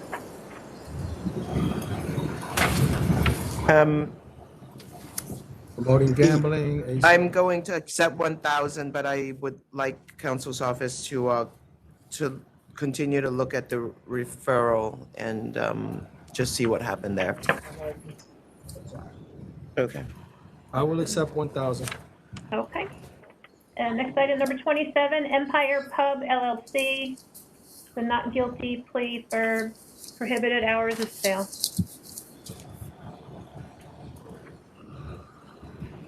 Where are you at? I'm at 5. Somebody else keep my little notes here. Oh, that's okay. Okay, 27. I said 2,500. Yes. I'm at 37.5. I will go with 37.5. Okay. Next item is number 28, Tavern 20W Incorporated, default at hearing. License has been surrendered. But the ALG did not sustain the charge, so I'm going to dismiss. What number was that? What number? That was 28? Yes. Yes. Yeah, I concur. Next items are number 30, 31, and 32. Medyan Al Hayim. It's a not guilty plea for pre-proceeding. I'm going to go with the ALJ and dismiss charge 2 in the first proceeding, dismiss charge 2, 3, and 4 in the second proceeding. And I'm at 1,500. Where are you at? Okay.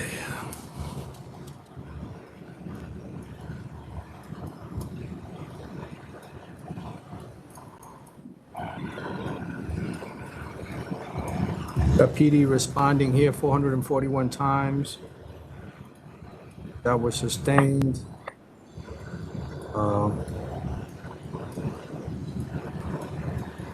You said 1,500?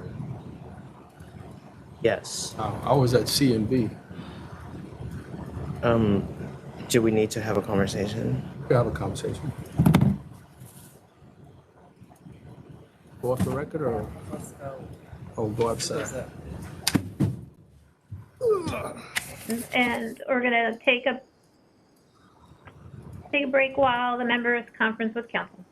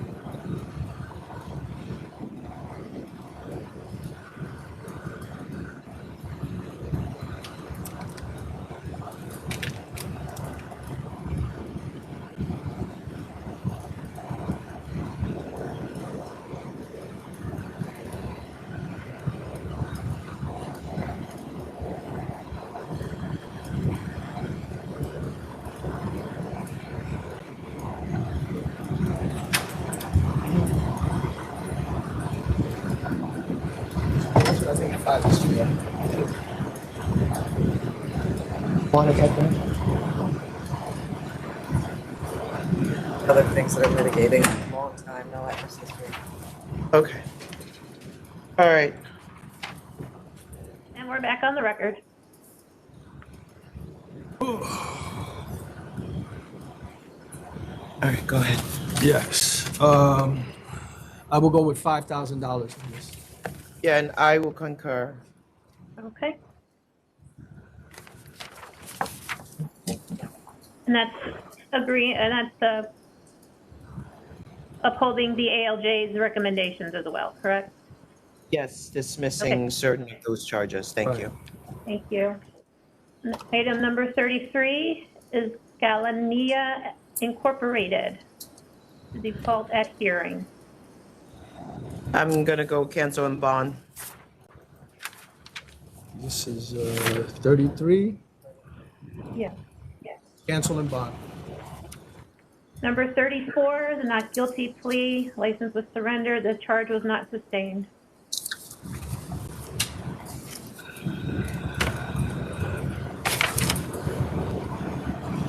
This location was removed to a different. Can you take a look at this? No, you're fine. They moved elsewhere and they surrendered this one? What's the story here?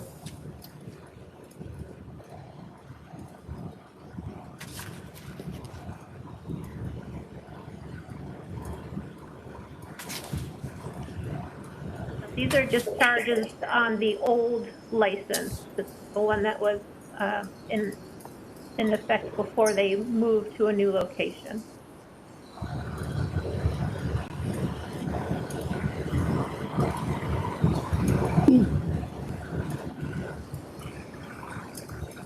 All right, let's come back to 34, Paula. Let's just get through the rest. Come back to 34, please. Number 36 is Lucky Sevens Deli on Fifth Court, a not guilty plea with a sustained charge.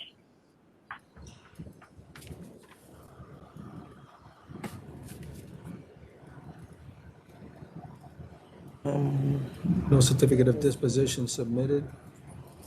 Principal's testimony not credited by the ALJ.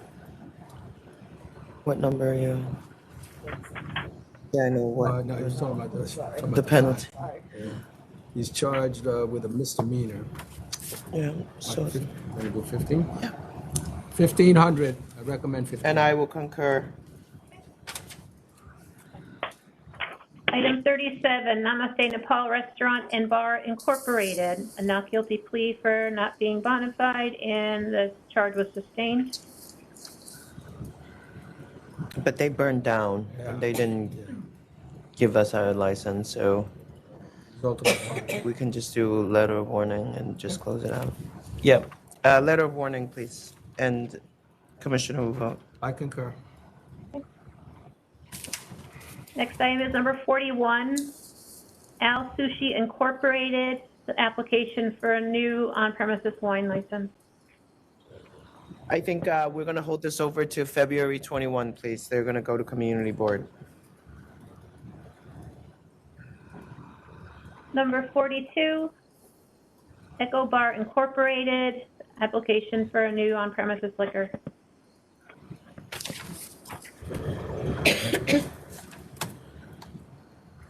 Surprised they didn't come in. I had deny. Really? Okay. All right. Hold this over. We have to ask them to come in, please. Okay. Items 43 and 44 were held over for.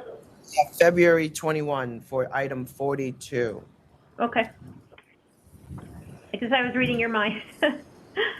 Item 43 and 44 is Lakeview Edinburgh Corporation. They were asked to appear at the meeting today. And they did not come. They did not not come to Albany. They did not. What do you want to do? I had 17.5. Yeah, a lot of sales. I'm going with you. We have the same number, pretty much. All right. All right.